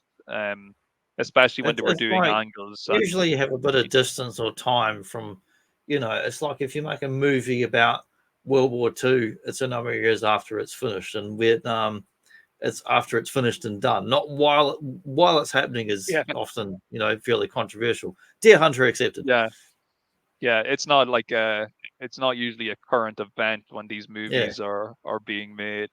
And look, but And if you they do were make it when really, it's current, you've got to have a softer touch and not be, nasty about it. but they were going hell for leather with it. Like they were saying, like, on screen, Slaughter was supposedly best friends with Saddam Hussein and all this stuff they were saying. And like he Yeah. was getting death threats in real life. Yeah, I he think his was. wife might And have full even credit to him for working the bloody gimmick, man. It's like, Jesus. oh yeah, he went whole hog at it. Like I think now I could be wrong, maybe I'm getting my time mixed up if somebody's watching or listening. I think Slaughter's wife may have actually left them around this time because she was so kind of weirded out by the whole anti-American gimmick that she was even in fear of just kind of being around him, like, and having the family around him, like, because of all the heat they were getting as a result Yeah, of they him got playing massive this heat. anti-American character. I mean, if you listen to Bruce Pritchard, he'll spin a whole bunch of bullshit about security and bomb threats to stadiums, but that's just him telling a bunch of shit. But real life Sergeant Slaughter, it's like, yeah, there's like the old Southern style, there's people that want to fucking turn up and stab you and beat you up and shit. Yeah, he was able for it. He could handle it, and like it's one of those things where it didn't actually really damage him in the long term. Like people will still No, yeah, rightly look. surprisingly, no. They look back at Sergeant Slaughter with fond memories. Myself included. Like I don't think this like ruins Well, his fortunately, he got to reputation. go back.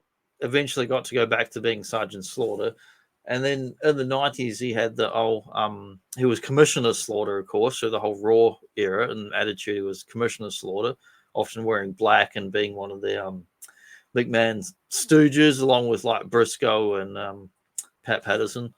He would come out and be one of the stooges, but he had good. I really liked his '90s appearances. And then he's gone on since then, post 2000s, to do a shitload of conventions, action figures, and multiple lines, of course.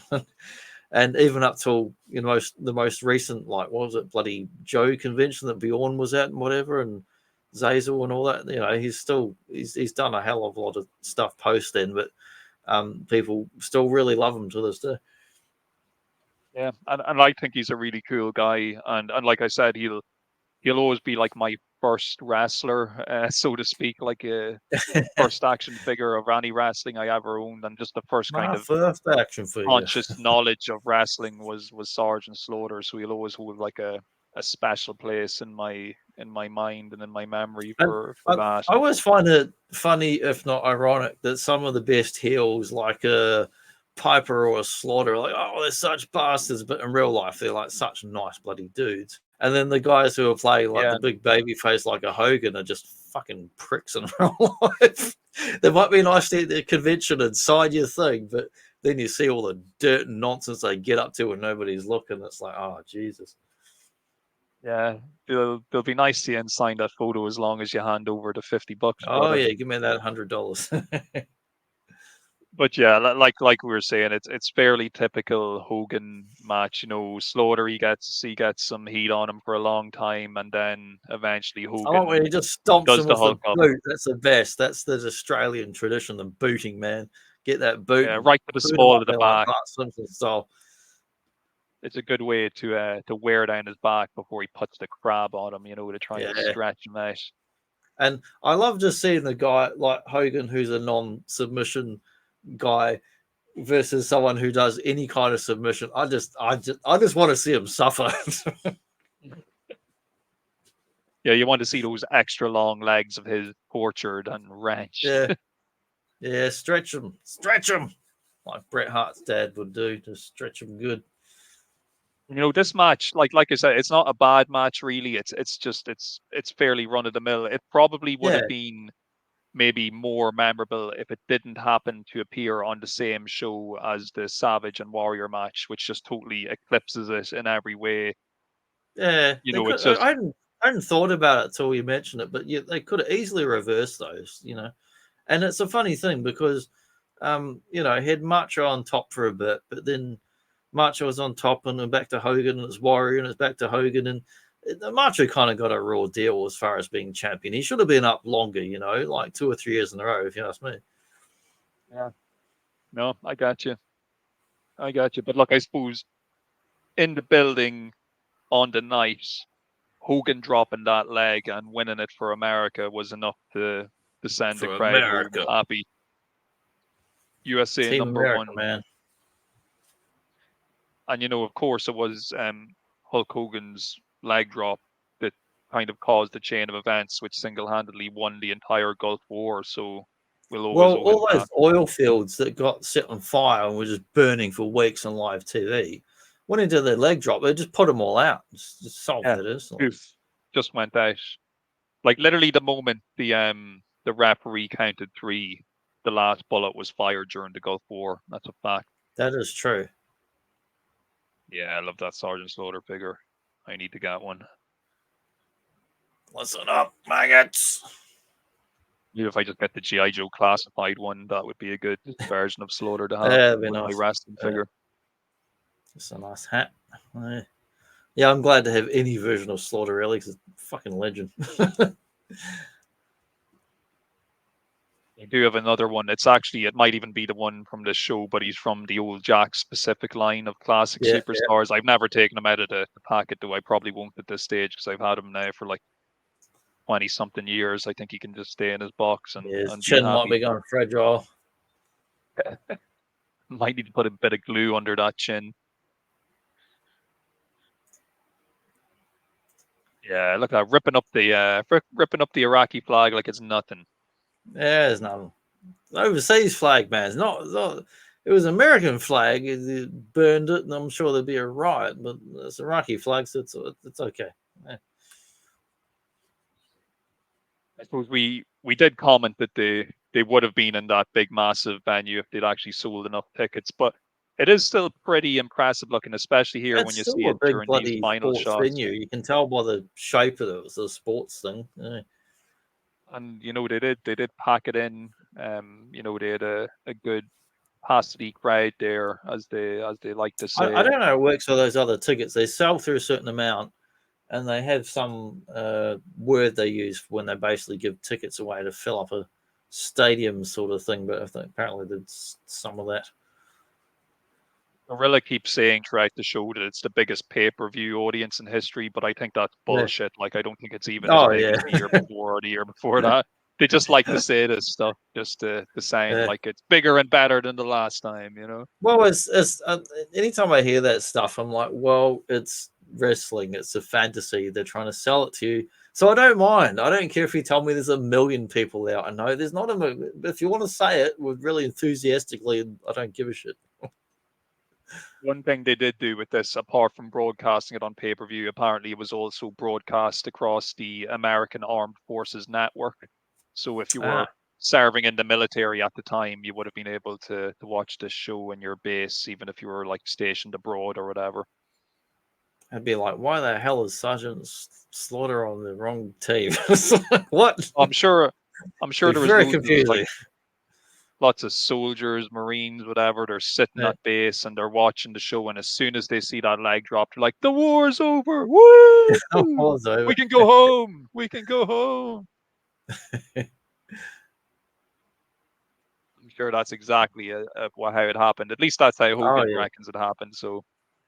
And then when Hogan waved that flag, I mean that was it. That was the peace treaty's out. Everything's all over. It's all finished. I heard the moment that the world title was strapped around Hogan's waist that Saddam Hussein literally died of a heart attack.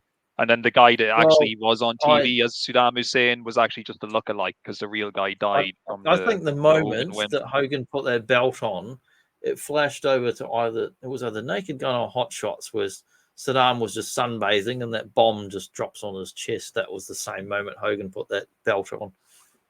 Yeah, well, they don't call it the atomic leg drop for nothing. There you go. Yeah, everybody got. Oh, yeah, we didn't mention about Hogan's juice and blood in this match. Yeah, he showed a bit of color. He showed a bit of color. He bit more beetroot red than usual, and it wasn't the suntan. Yeah, and there's a moment there at the end of the match as well where he's like, when he is putting the belt on himself and his head's obviously been bleeding and it's bled down onto his like yellow gear and it looks like he's bleeding out his dick. That's funny.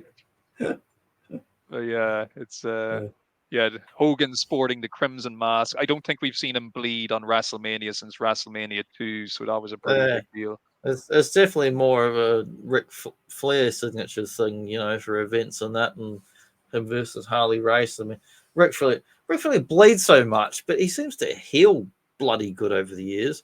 Whereas you look at I don't know, Abdullah the Butcher or some other guys have just got massive scarring all over their forehead from being cut and all that, and that just never healed properly. Yeah, they're just all sliced up looking. No, Hogan, he was backstage. He was probably watching the Warrior and Savage match from backstage, and he's thinking, how can I make the match that I'm going to have as memorable as that? It's like, oh, I know, I'll just slice my forehead open. I'll bleed everywhere, and then people will remember me, just me, and nobody else. If it was up to Hogan, he would have cloned himself and just wrestled himself and stand around going, look at me. Watch me beat me. I'm the only person who can beat me. Do you know what I really like? In last week's show, I had an ad block that played a bunch of wrestling ads for merchandise and shit.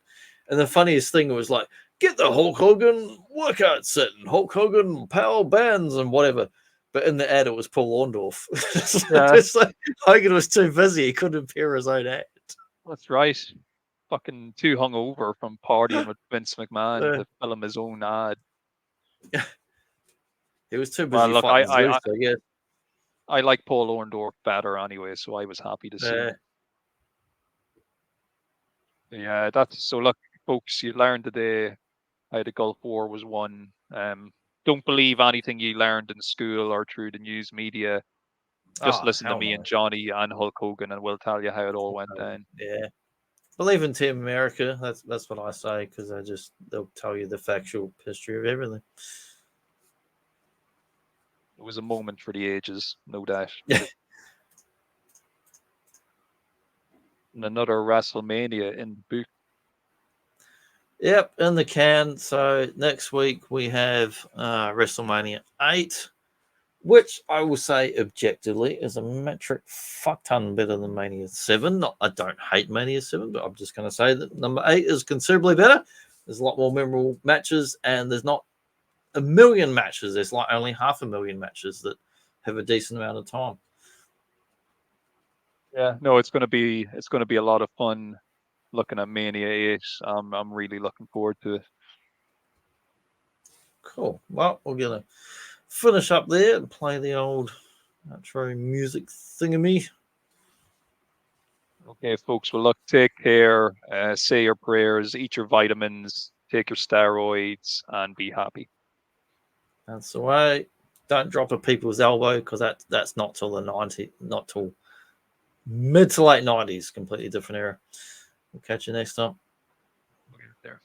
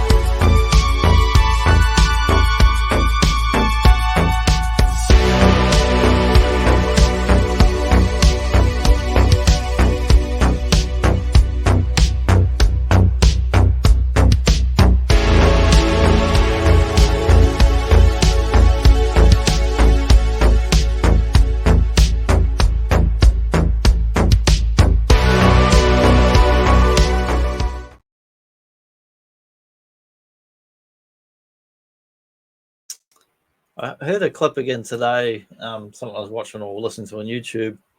They were talking about Jesse Ventura, and that quote, that quote about they can't legislate against stupidity, apparently was people were zooming around on it was either jet skis or snowmobiles or some shit without helmets and like injuring and basically killing themselves. Like, what are we going to do about it? We're going to change the laws. It's like, you can't legislate against stupidity. You know. Oh shit! Yeah, I haven't had a recording of one. Yeah, click that.